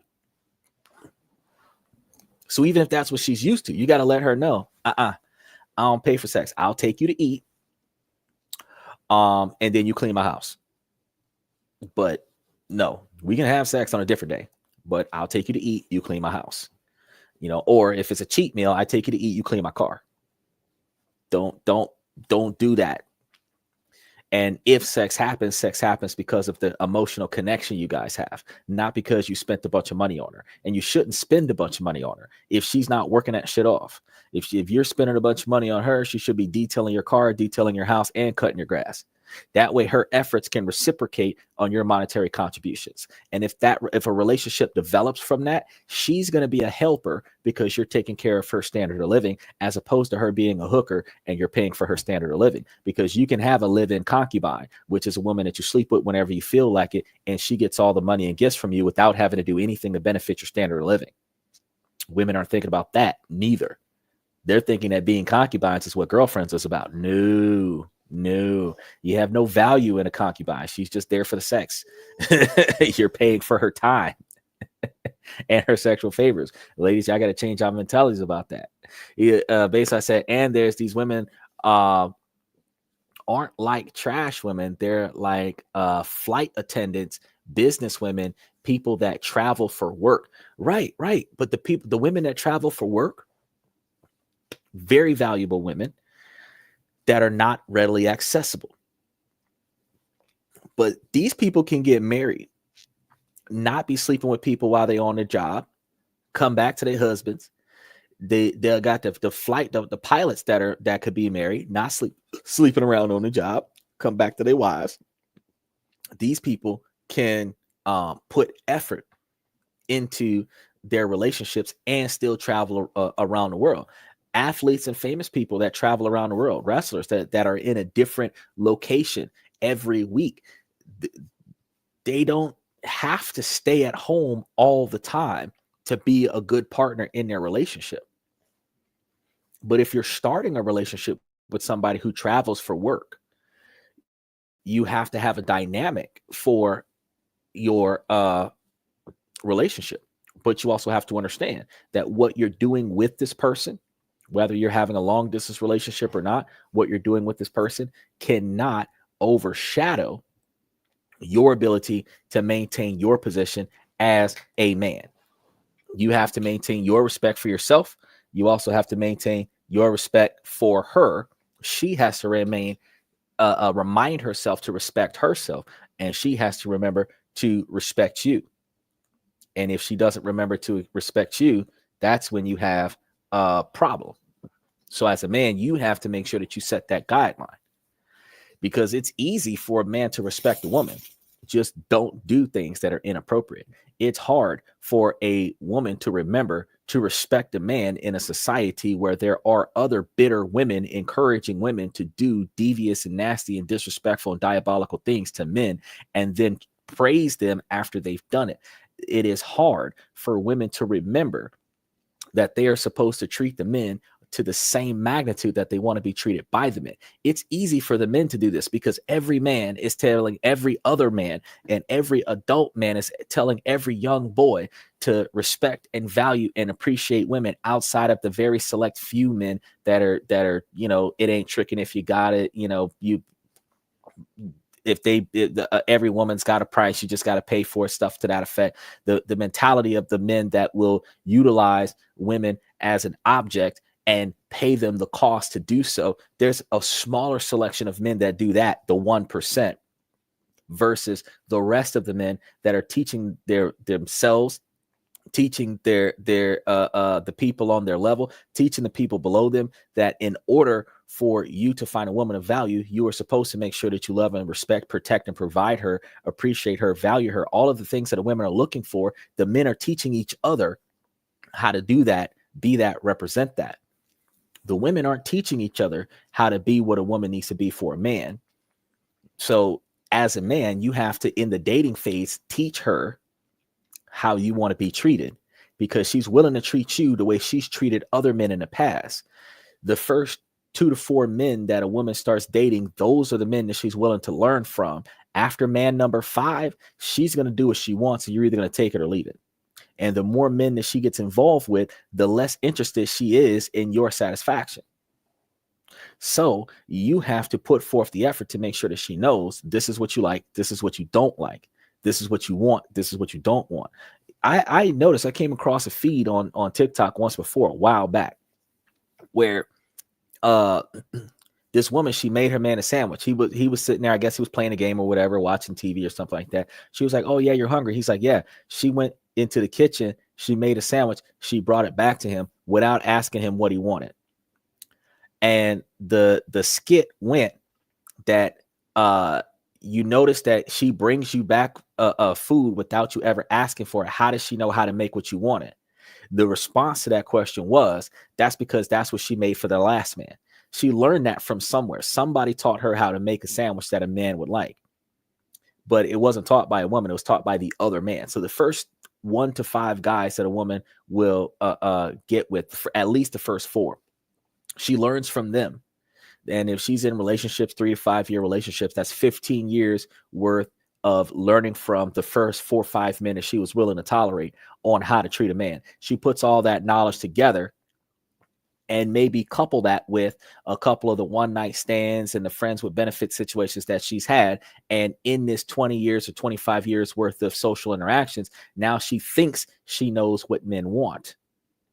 Then she's going to demand what she expects to get from a man.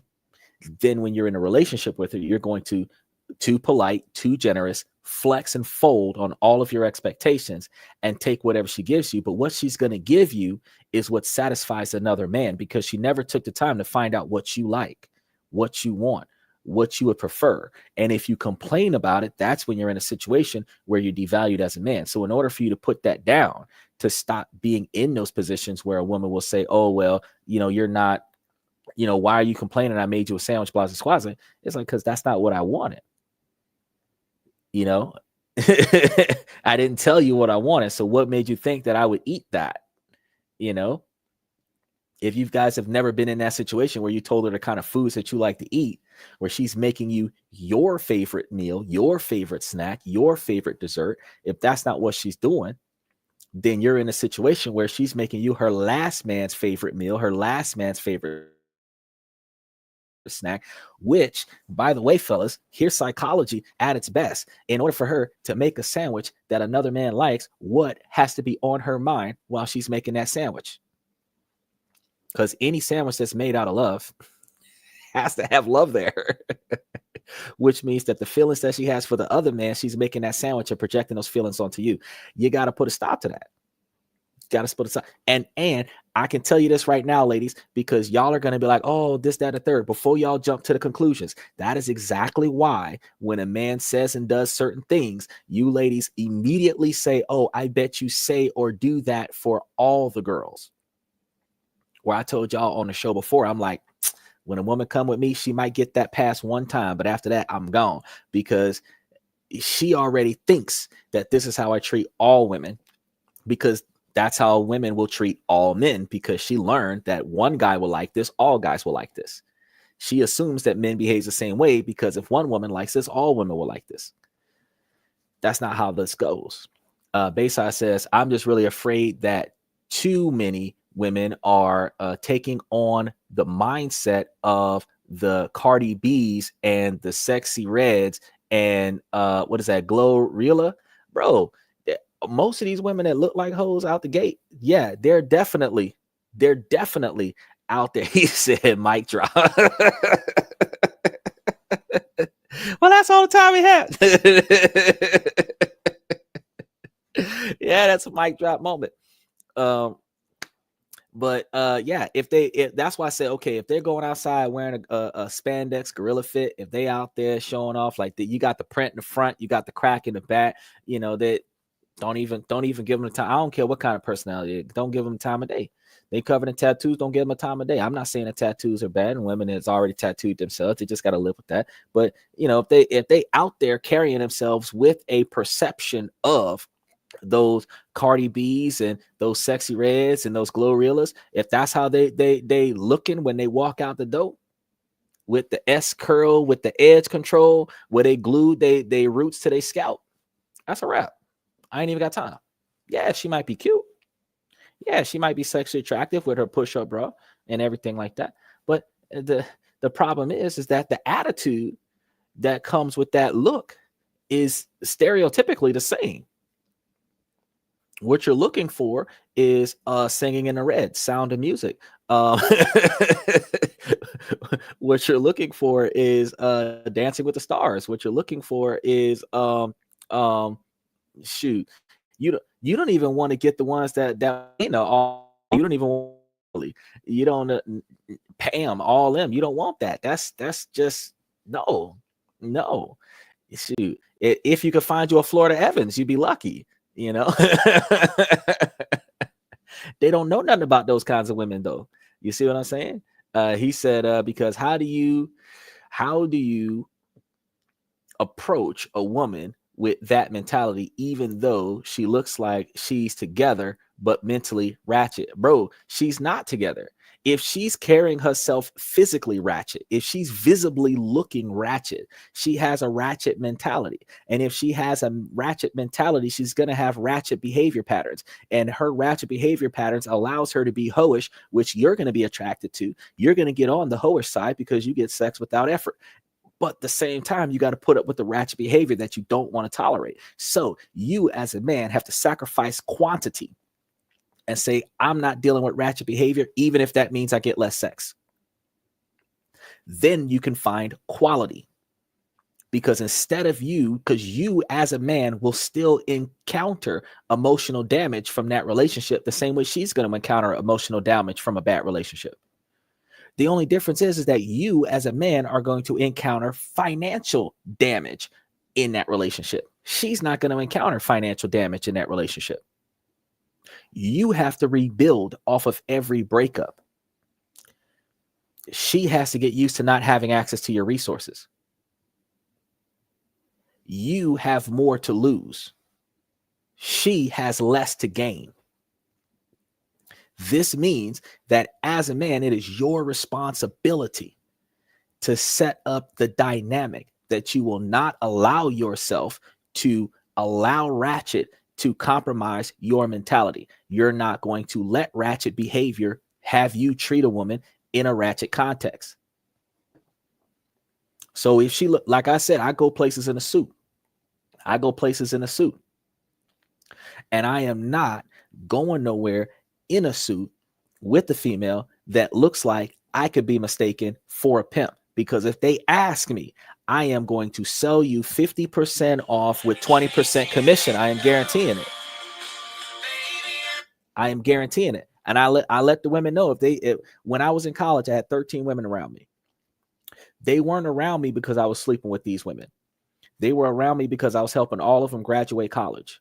I was actually, they met with me so I could help them with their schoolwork, help them with their projects, help them with their essays, help them register for their classes, help them get in touch with their deans, help them motivate them. So I was the ultimate friend zone, but I was in an organization, a student organization group where I was a leader of the organization, where I was helping a lot of the minorities be successful. So my goal was to build a legacy in this university where the people who met me would graduate. Largest majority of my class graduated. I graduated 3 times when they graduated once in that same period of time. And the fact of the matter was I had 13 women around me because all of them wanted to succeed. Now, all of them had the same expectations. You had to dress with class because if you come around me looking trashy, I am going to sell you. I am not going to hesitate. I'm going to get 20% commission off the top. And they were sitting there wondering like, ooh, he must be playing. Nope. And we would ride around. I had nice cars. I had enough room for everybody. We even took the university's student bus. We used to take tours and go places. We went to the state capital and everything to that effect. And I took everybody with me. Actually, matter of fact, I remember one year where I took 2 student organizations. So I took 50 students with me, men and women alike, and we all went to the state capitol and we was doing all kinds of stuff. And they were like, man, we wouldn't have made it without you. I know. And everybody learned something and everybody benefited from that. And the fact was that they had to put their hands down on the idea that if they didn't carry themselves with class, they wasn't getting in the van, because I wasn't going to take them with me. Bayside said wearing a suit at Xander is like setting a major standard. Props.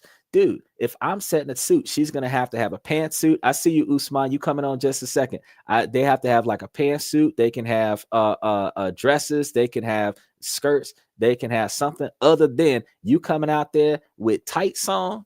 Sit your head down, Swan. I ain't taking your ass nowhere. All right, we got both of y'all to jump in now. My network is my network. Choose your company wise. Surround yourself with eagles, not with sheep in disguise. Every I told you these guys, they dive in real late because you know we be carrying this over for a while. That's my personal command. Standing on higher ground. And then we've got another special shout out for Mr. Satellite. Mr. Satellite is back again for the 43rd time. A couple more times. He's going to be here more often than the president. Raising the bar, breaking ground.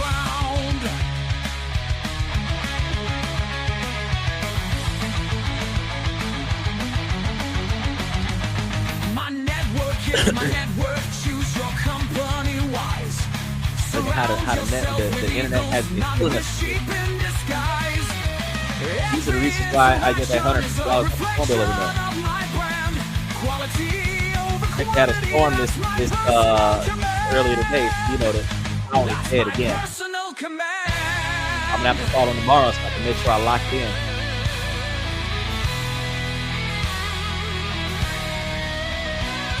I'm not just living, I'm manifesting my vision, cutting through limitations with surgical precision. My expectations are my compass, my respect is my shield to mediocrity and chaos. Well, I'm glad that you didn't die, man. You said that you got a virus, like a food virus, like salmonella, or did you get a virus like you got the flu or something? Where excellence is found, my potential knows no bounds. Raising the bar, Make sure that y'all like, subscribe as y'all come in, and also mash those reaction buttons while y'all are here too. I'm not just living, I'm manifesting my vision, cutting through limitations with surgical precision. My expectations are my compass, my respect is my shield to mediocrity and This is one of the good ones. I haven't used this one in a while. I should start using this.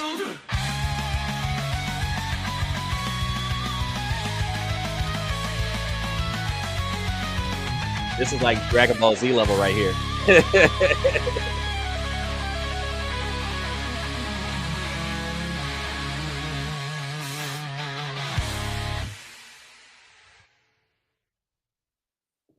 He said, choose your company wisely. Nice verse. Hey. Hold on. It's starting back up again. I thought it's on repeat. I was going to play it a second time. I told you these lyrics are motivational. They're very motivational. Usman said, President, Florida has imported so much fine Italian fabrics that we have decided to exempt them from tariffs. Xander, my global market manipulation worked. Now it's time to buy some new suits. Shit. Yo, something like that go down, I'm definitely going. I'm going ham on the suits. You ain't gotta lie. I'm going ham on the suits. But yeah, definitely is something to do. It's like, and this is actually better than some of the rap one, and that's why I think somebody jumped in and they're like, oh, smooth jazz. No, the lyrics to this is motivational. So when you listen to it, you're like, oh, I can get down with that. The only person that put up something better than that or remotely close to that was Dax. I don't know if y'all heard about him when I know he did the Joker song, but he did that other one on how to be a man, and he did a couple of other ones that when you like, yo, when you listen to those lyrics, you're like, yo, that kind of resonates in the soul a little bit, something to get you a little bit choked up a little bit, where you kind of start trying to fight back that tear running down the side of your face a little bit. You start thinking about things that happened to you in the past. You're like, oh man, why did I go through that shit? You know, that's kind of the kind of ones that's what we used to call like reality rap or the motivational music that inspired us back in the 80s and 90s. So I really appreciate special shout out to alanito.music for making those songs for us. And we got a couple more of them as we walk out of the show, but definitely. So anybody who's still here at the end of the show that wants to throw comments up after the show, y'all can always do that because I'm going to still be here throwing up everybody's comments during the outro.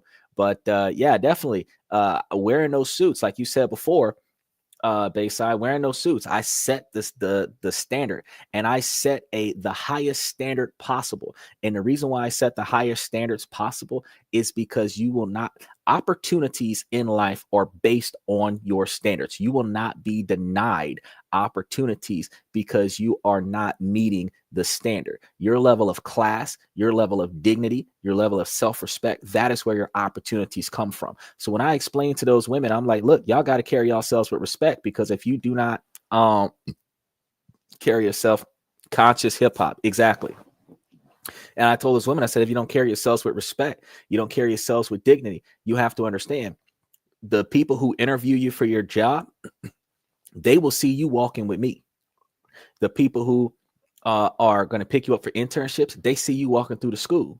Universities are places where big businesses go seek prospects. Your next opportunity is going to come from you looking like your shit's together before your shit's together. So if, like Job under the tree, your ass ain't ready, they're going to see that before you introduce yourself. So when you introduce yourself, they're going to tell you no. You're going to say, what's wrong with me? Well, what's wrong with you? Your shit ain't together. And I saw that from over there. So before you came over here, I don't even want to deal with it. But fellas, like you said, Bayside, well, how do we deal with the ratchetness? You said your first impressions are very important. But bro, your first impression is not the first impression when I see you.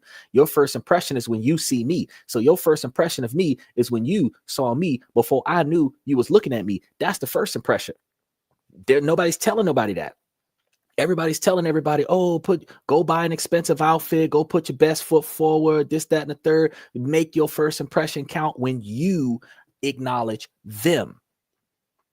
What you need to be doing is making sure that you're carrying yourself 100% above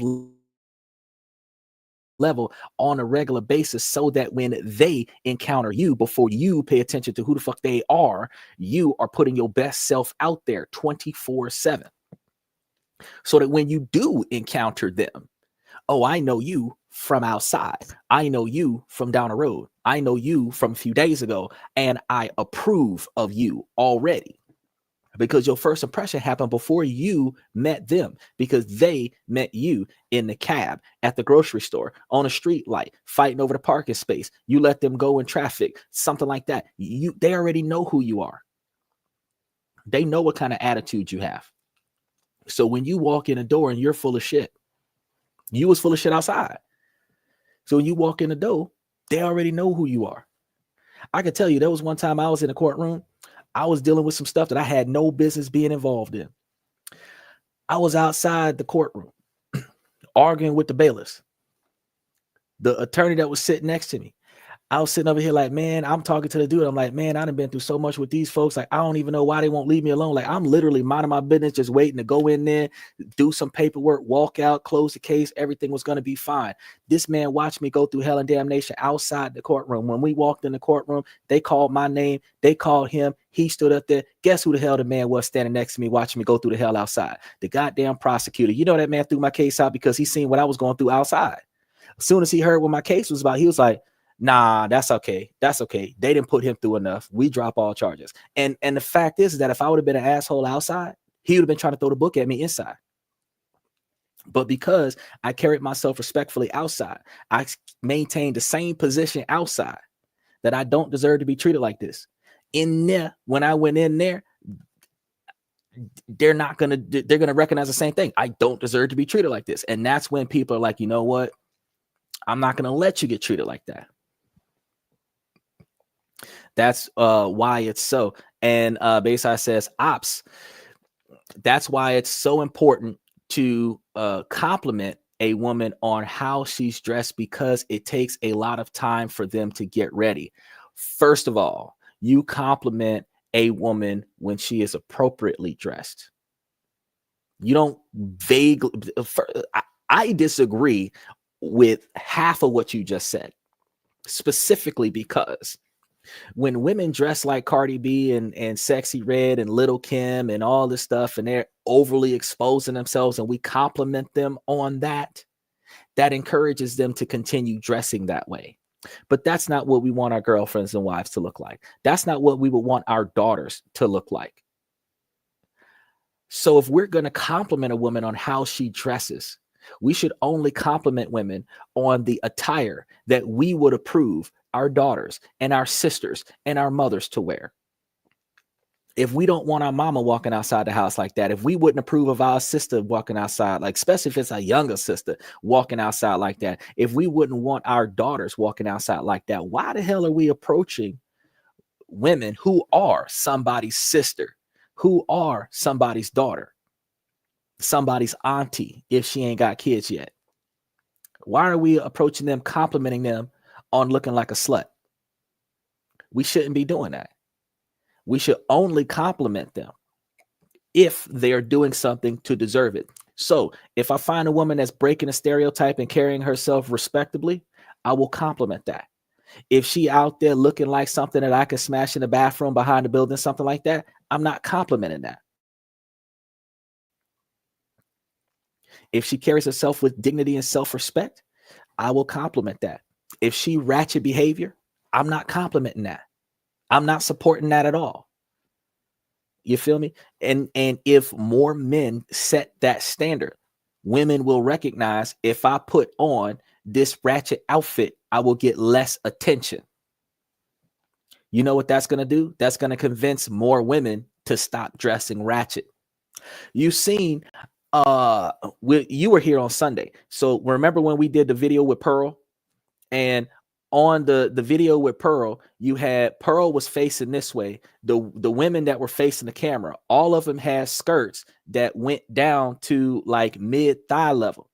While they were sitting in that chair, you had that gap between their legs and the top of their skirt, where that shadow with the right lighting, you could see all of their inappropriateness.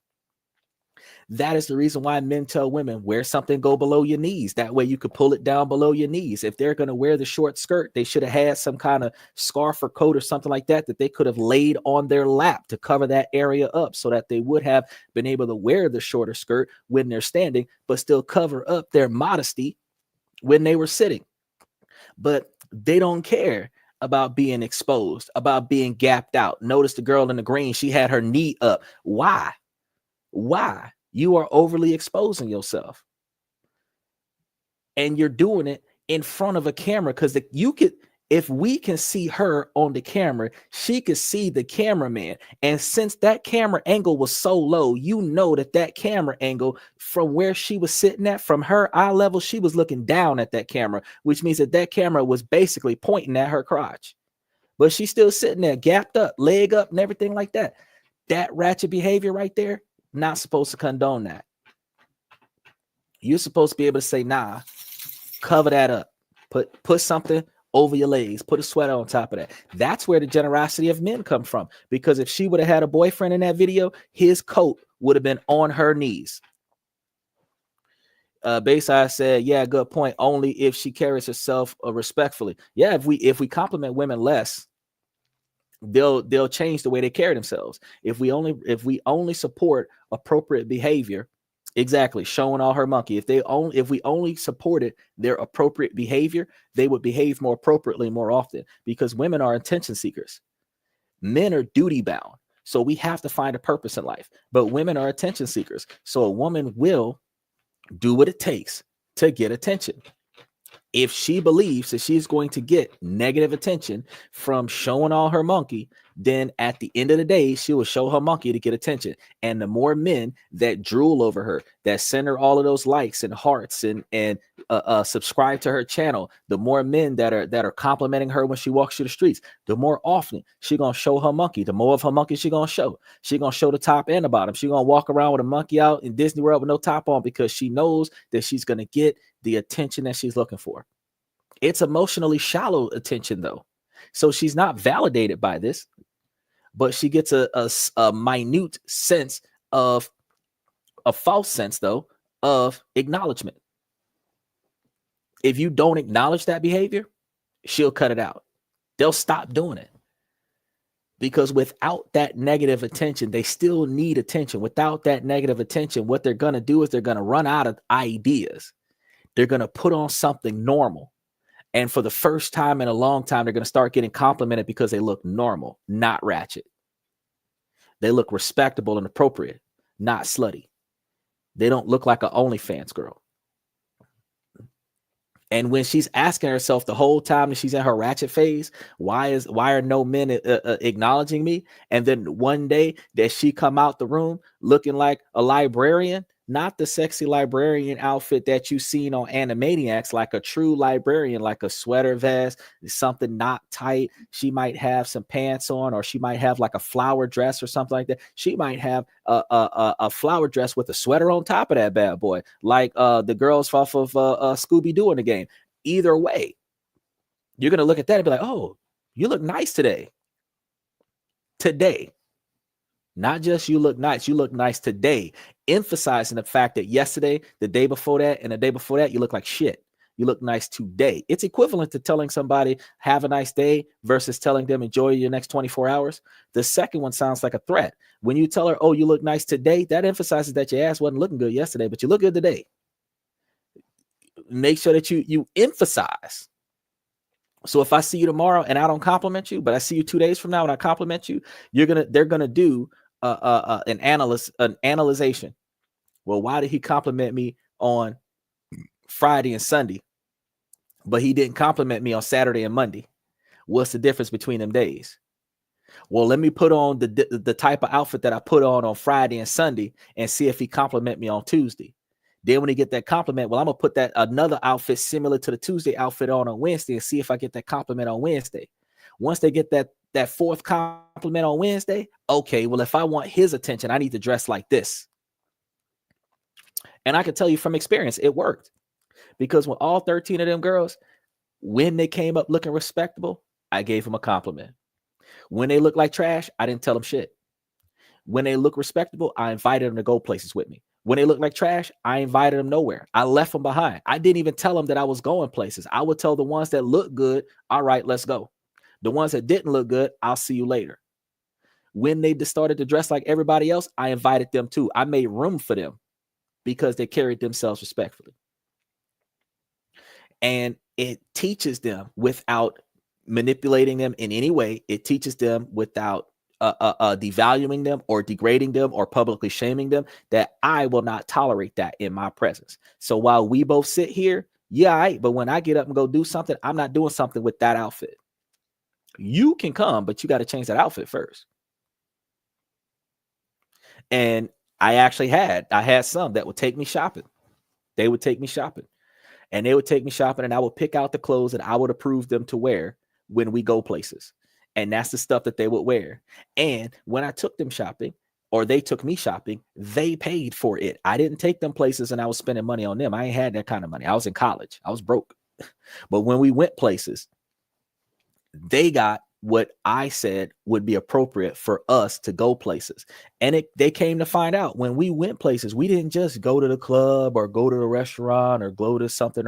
We ended up accidentally walking in front of a congressman. We ended up passing in front of an executive member somewhere. We ended up talking to a CEO somewhere. Like no matter what we did, we always ended up passing by somebody of higher status. So had we looked like trash, that person would not have respected us, because we would have been a group of trashy kids. But because we carried ourselves with class, the whole group got respected. And not only did the whole group get respected, we were in photo shoots. We were interviewed in random locations.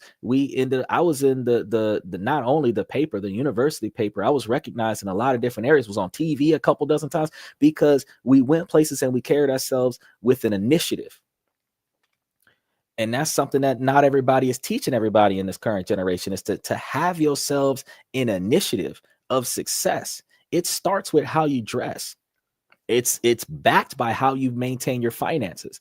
It is reincorporated with how you carry yourself emotionally, how you allow yourself to be treated emotionally, and how you allow yourself to be respected or disrespected in public.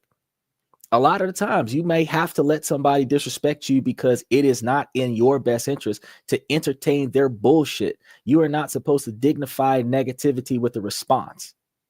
But at the same time, you're also supposed to make sure that your money talk where your mouth is. So you want to have a scenario where if they disrespect you in this restaurant, check, please. That's it. So if you sitting there, you want a dinner date, she talking trash, like that video about that dude that was trying to take that girl on a date and she was talking shit about his car. Okay, we'll get out. That's it. I'm still going on this date. I'm just not going with you. When you start setting that precedent, they're going to be sitting over there looking stupid. And if you're going to be in the social media era where she posting on social media how she not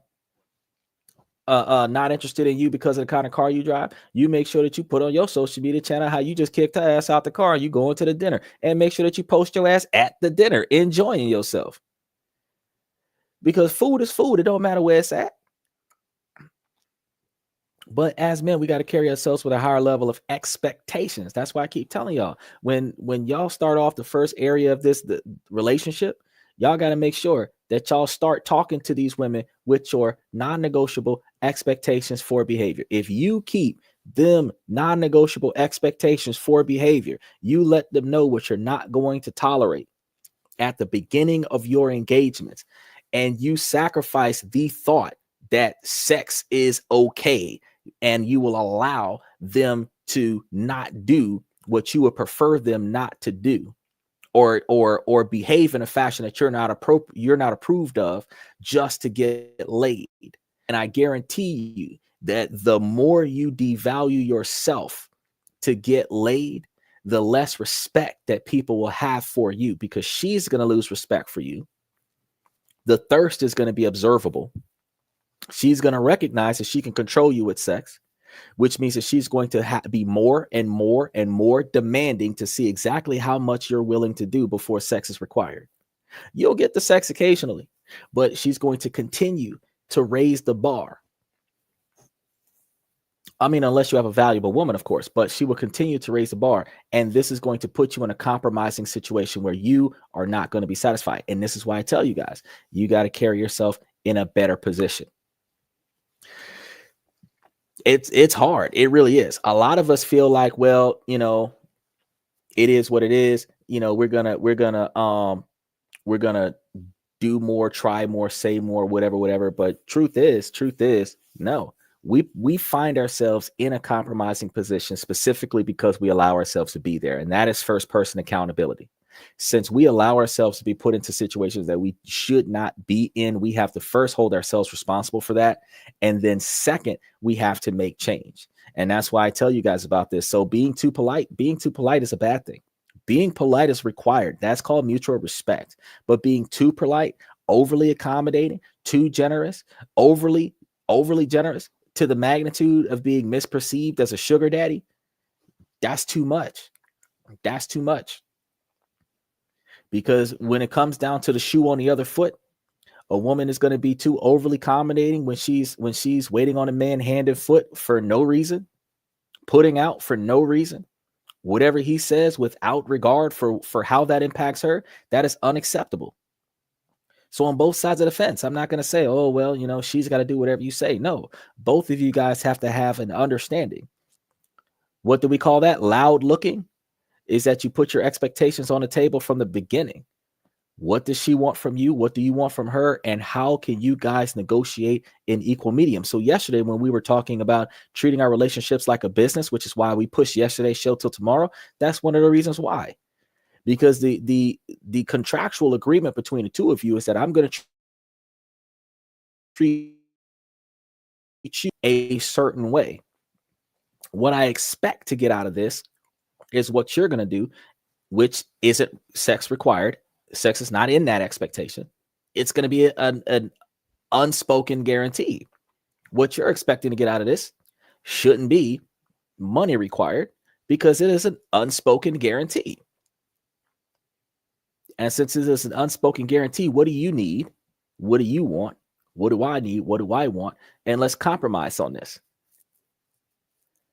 And that will build you one of the strongest relationships, because you guys will value each other and you will value each other's efforts. And you won't have the corruption in your mind to say, well, if I put up X number of dollars, she might do something strange for a little piece of change. And ladies will not say, well, if I put on such and such outfit, then I could get him to spend X number of dollars. Then when he spends that money, now she feels obligated. Oh, he spent more than what I thought. Now I have to sleep with him, even if that's not what I was planning on doing. You want to make sure that if you're not corrupting yourself in these relationships, if you're not corrupting yourselves in these social engagements, then you're not going to put yourself in a position where you end up being accidentally devalued by somebody else when it wasn't in the cards for that. And basically I said, also, men need to stop being the rebound man for a woman. Bro, I need to do a whole show I talked about rebounds. Rebounds are not good. Women come out of a relationship, they're emotionally damaged. Even if she has removed herself out of the relationship emotionally, but she's still physically in the relationship, when she breaks up with the dude, all of the trauma that she put on him to make him feel miserable before she left, she's still carrying all that baggage. There's something that she didn't say or something that she didn't do to that guy before she left that she's going to take out on you.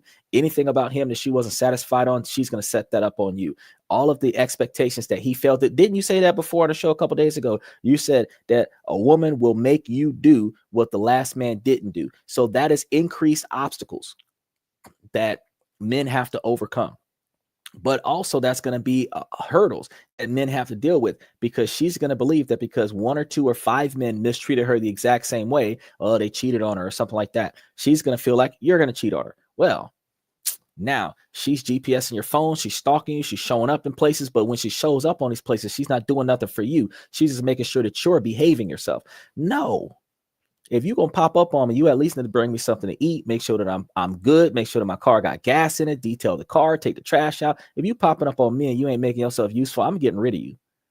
You better not pop up on me and you're not being useful.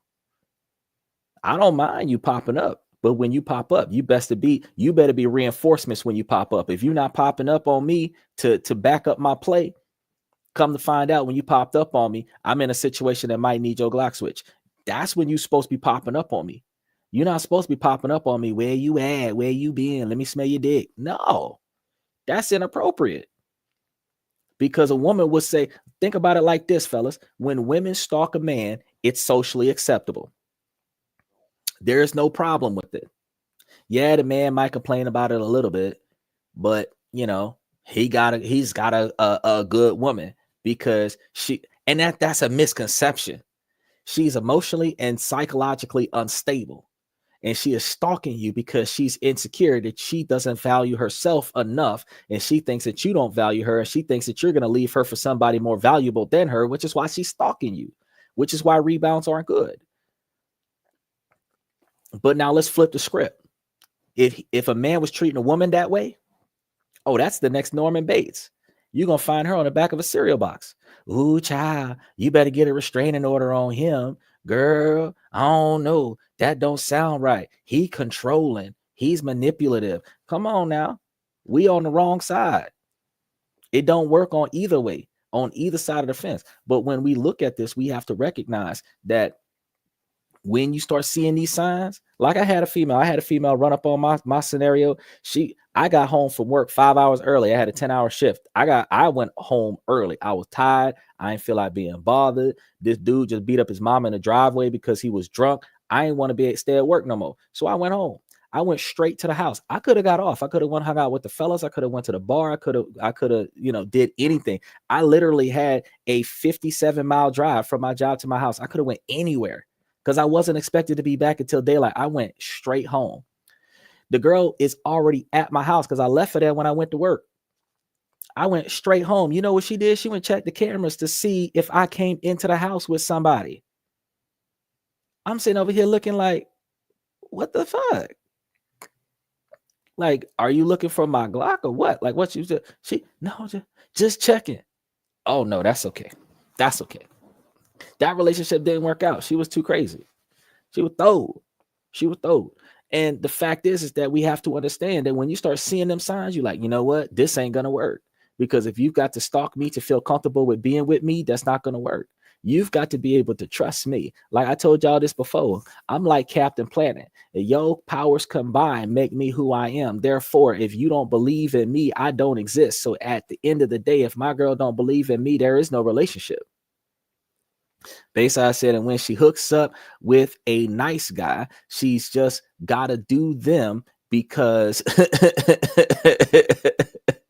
once it gets serious, she's going to feel like she just came out of a serious relationship and it won't work. Bro, she's going to get the nice guy as the rebound so that she can get the treatment that she wasn't getting from the adventurous guy that is her type.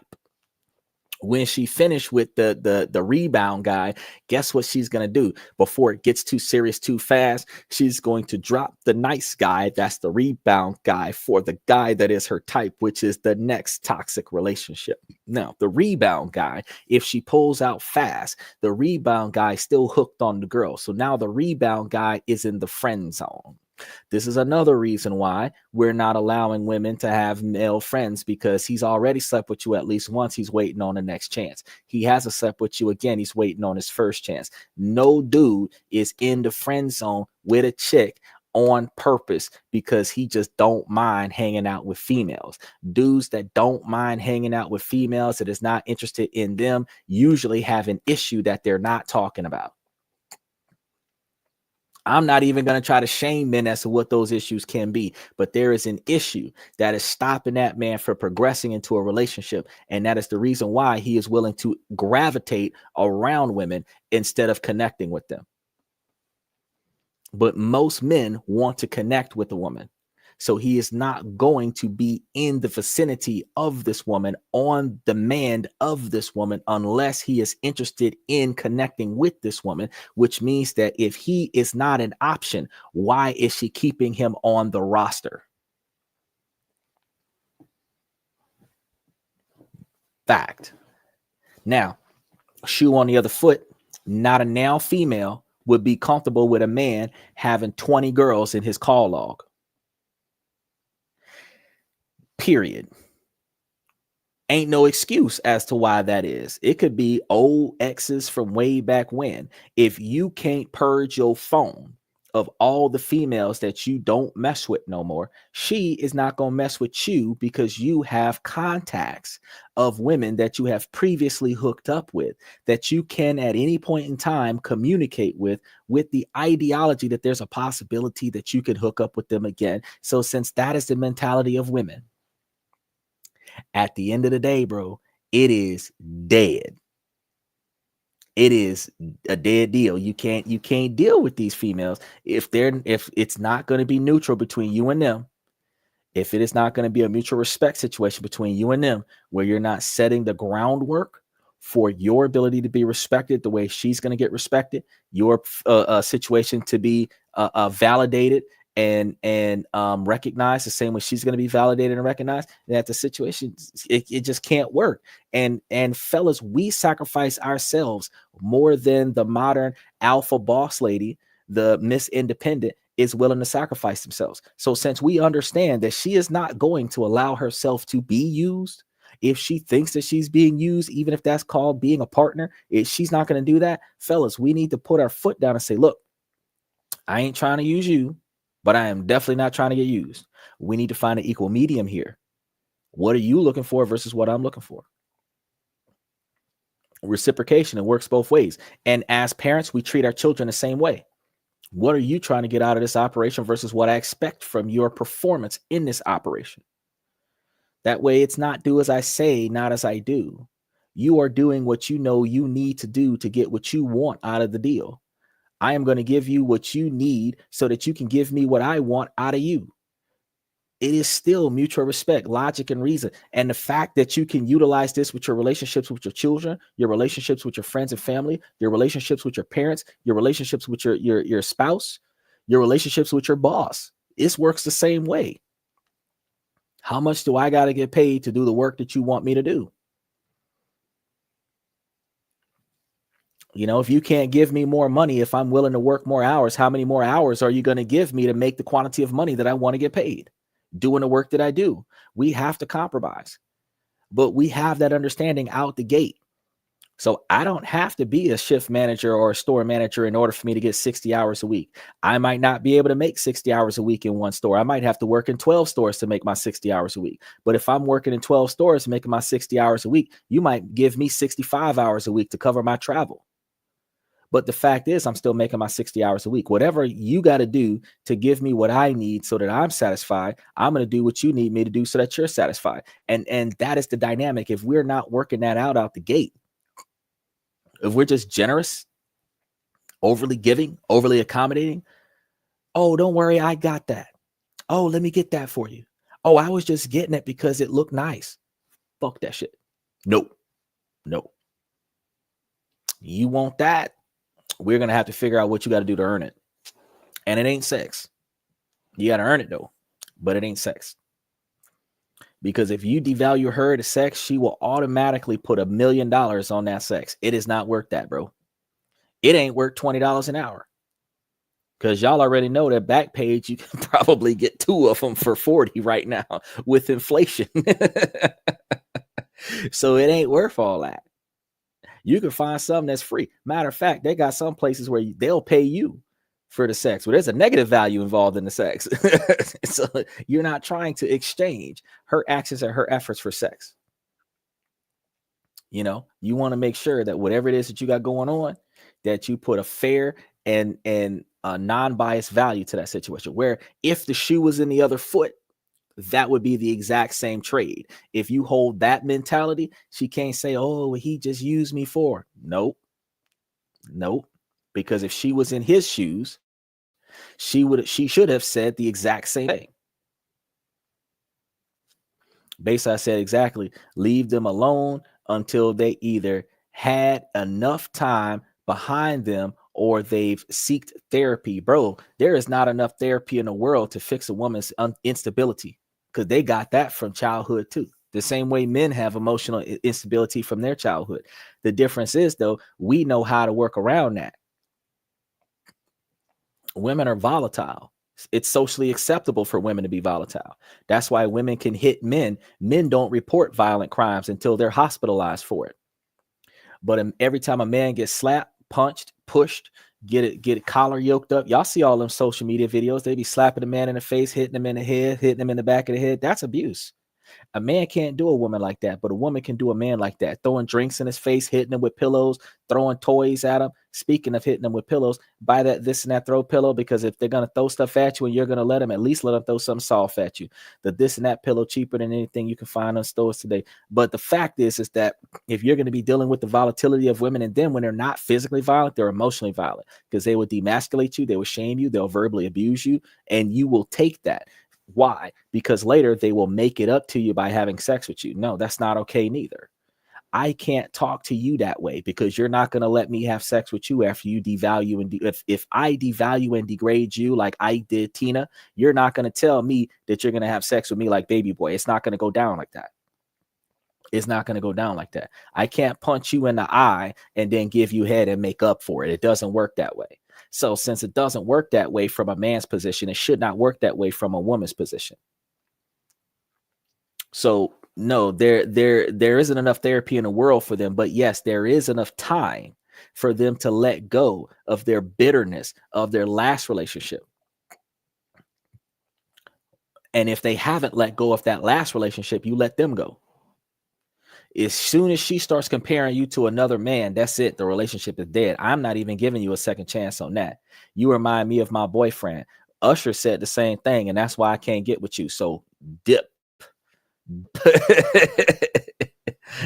That's a red flag. We're not getting a second try. You compare me to your last man, that's it. I don't even get. That's the kind of thoughts that you keep to yourself. That's the kind of thoughts that you keep to yourself.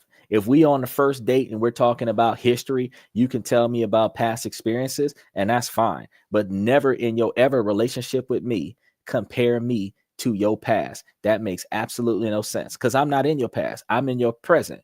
And if you act right, I'll be in your future. So you should not be comparing me to your past. If your past was shit, just know it's not going to be that way. But if you compare me to shit, I am not going to stay here for that result. I can tell you that right now. If I'm not being compared to greatness, I am not involved in the calculations. And every man should have that mentality. If I am not being compared to greatness, then I am not involved in the calculations. So will I ever be in one of them balloon popping scenarios? Nah.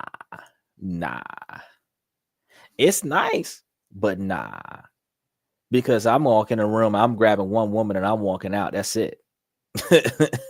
I'm not standing there waiting on them to think about what they're going to do. I'm going to go in there and I'm going to grab the one. I don't give a fuck who popped what balloon. You're the one I'm going with. And if that's not working, I'm gone. I don't give a fuck what everybody else got to say, because as a man, you got to be confident with your decisions. If this is the woman that I want, this is the woman that I want.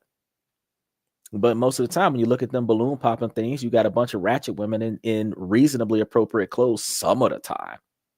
But most of them are so ratchet that they wear ratchet outfits, and you're still supposed to be like, oh yeah, okay, I could deal with this. Nah. If you so ratchet to your core that it is in your attire, that's okay. I would probably walk in a room like that and walk back out. Like, nah, that's all right. I don't have a balloon to pop, but I'm gonna pop it on a 9 of y'all. I'm not even trying to kick it. But that's because we've got to have a level of respect for ourselves.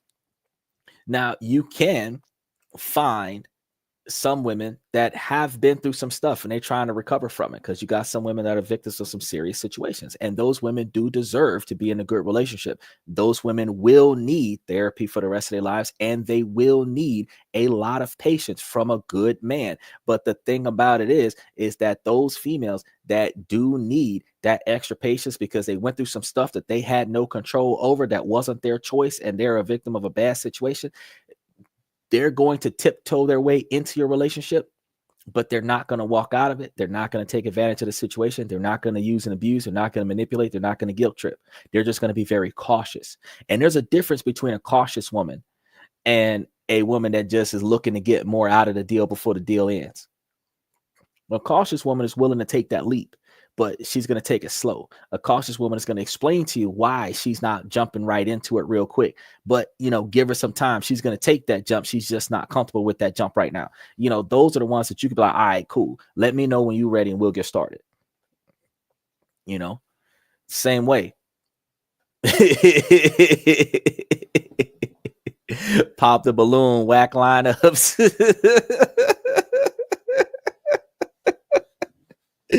Yes. You notice, okay, so when I be looking at them pop the balloons, you got a bunch of dudes that don't look respectable most of the time. You got them young bucks. The older men, you could tell the older men, because the older men show up in them pop the balloon situations with suits on. The immature minded men, they always got the t-shirt and jeans on, pants hanging off their behind and stuff, long tees and stuff. They always there. And then you get the female that walk up. Some of the females is wearing their best outfit, still look like they going to prom night, still look like they heading to the club and stuff. It's still a ratchet outfit, but it's the best outfit they had. I would have popped the balloon on them, because it looked like after we go off the air, you're gonna be swinging it around in the club or something like that. It's still not okay. And the ones that be putting on the skin tight dresses and everything like that, they be over there expecting men to be thugs. I'm like, come on, now this ain't even gonna work. Then when the shoe on the other foot and the dude is standing there, turtleneck, slacks, Oxfords, they gonna pop the balloon on him because he look boring. Like, what kind of bullshit? Like, this is the kind of stuff that we be. And I say, and when I looked at the lineup, I'm like, well, damn, ain't but one or two in this whole lineup, but the two in the lineup that would have got chose on their looks got a piss poor attitude. I would have popped the balloon on the whole lineup. I don't know why they don't have a twofer where the guys got one balloon and the girls got another balloon, where he look at the lineup and be like, nope, there was two in mine, but them two are not it. So that means the rest of them is gone. That's when nope. And then the rest of the series is having the women devalue the guy as to why he didn't want the girl or why she didn't want the guy. And that turns into a battle, because and it's on both sides, because even if the guys pop the balloon on the girl, now the guys are going to devalue the girl as to why they didn't want the girl. At the end of the day, I don't give a fuck why you don't want me, bro. I'm gone. And if I didn't want you, it don't matter why I don't want you, because you wasn't going to change no way. We got to understand that there is a difference in how we are supposed to behave and how we're supposed to carry ourselves, I got to tell you, if I ever end up cameoing on one of them sons of bitches, just note, I'm bringing my dogs and I'm going to let my dog choose. I'm going to bring the big dog. I'm going to let the dog choose. Whichever one the dog likes, I'll take that one. Because animals actually have a good judge of character. If you're dealing with a bunch of bitches in the lineup, you might as well let your dogs handle that, because he'll be able to tell you which bitch is good for you. But if you're looking for a classy, high value, respectable woman, you're not going to find them in a balloon lineup. You'll never see Michelle Obama in a balloon lineup. I'm just saying. Shit, you're not going to find a Hillary Clinton in a balloon lineup. You'll find a Kamala Harris in a balloon lineup, though. I'm just trying to tell y'all don't understand. This stuff is whack, the way they got stuff going on right now. But yeah, should have mic dropped like an hour and a half ago. But yeah, that's all I got for y'all for today. So what I want y'all to do is I want to make sure that y'all share y'all stories and y'all comments. I'd love to hear them. I want to make sure that y'all don't miss out on our next session tomorrow. We're going to be sharing all kinds of actionable tips for building confidence in dating and relationships and enhancing your relationship skills. Make sure that you guys like and subscribe, and make sure that you guys are ready to get started on a journey with us tomorrow, and try to focus more on being honest and fulfilling your relationships with the type of positivity that you need for longevity. Remember, you guys, that we are live 7 nights a week, that we will be here every night of the week roundabout. We're going to be trying to tee it off closer to 10 o'clock as often as possible, but we try to give you guys at least 2 hours, sometimes more. Yesterday it was an hour. I was so tired yesterday. So I know those of you that try to pop in at like midnight, 1 o'clock, I wasn't here because I ran my hour and I was burnt out. So I don't even think I called any of y'all yesterday. I did my hour show, like an hour and 10 minutes, and I went to bed. I was dead tired. But remember, ladies, as long as the situation doesn't make sense, I'm going to ask y'all to make it make sense. So ladies, please make it make sense. Fellas, we're still around about 75% of y'all. I really appreciate y'all for showing up. Bayside, Usman, Satellite, you guys make the show more days than you know. I got to tell you, I love your interactions. I love you guys' positivity. I love you guys' insight, because you guys come with a lot of wisdom. Special shout out to Carl. Carl's taking good care of his mom. A special shout out to Jesse and Reese Martinez. I really appreciate you guys for coming to the show, and to Lila for showing us love that one day when she dropped us $3 on the channel. I really appreciate you guys. When you guys have the capabilities and opportunity to show us love on the show, it's much appreciated, because it definitely, every penny counts towards the overhead. It really does. It really does. This podcast is not going to make me a millionaire. The investments that I'm telling you guys about is what's going to make me that millionaire. I'm just going to tell you guys about it while we're on this podcast. So thank you guys for coming to this and that. I'm your host, Xander, where we talk about this, that, and everything in between. Note any comments that come in during the outro of the show is going to be put up onto the screen. So if y'all got some, throw some out there, as long as they stay appropriate. Thank you for coming to this and that, where we talk about this, that, and everything in between. I'm going to see you guys tomorrow night.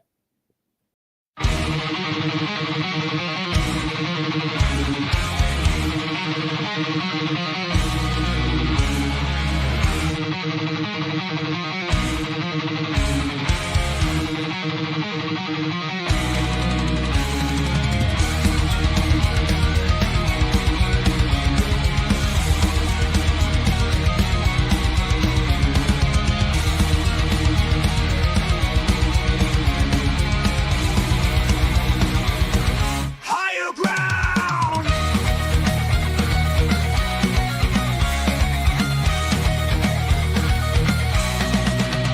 Used to chase validation, now I validate myself. Building inner strength, putting down upon the shelf. No more unnecessary drama, no more wasted time. Climbing higher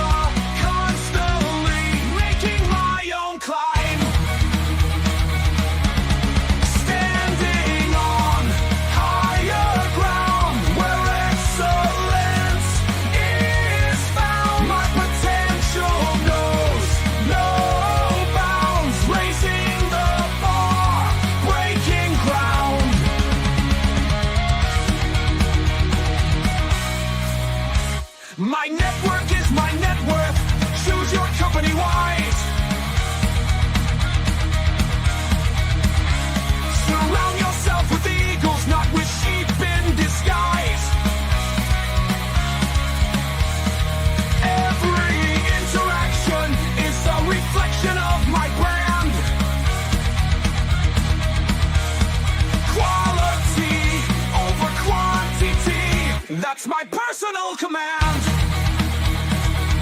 I'm not mounted on higher ground where excellence is found. My potential knows no bounds, raising the bar, breaking ground.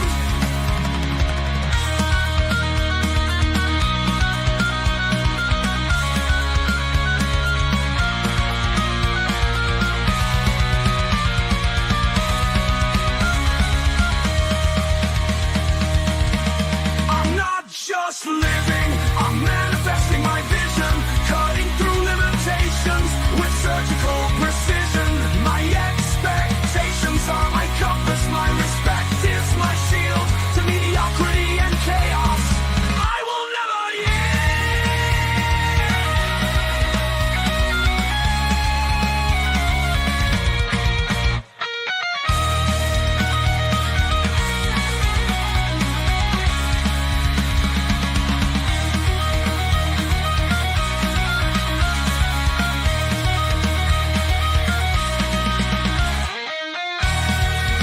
I'm not just living, I'm manifesting my vision, cutting through limitations with surgical precision. My expectations are my compass, my respect is my shield to mediocrity and chaos. I will never yield.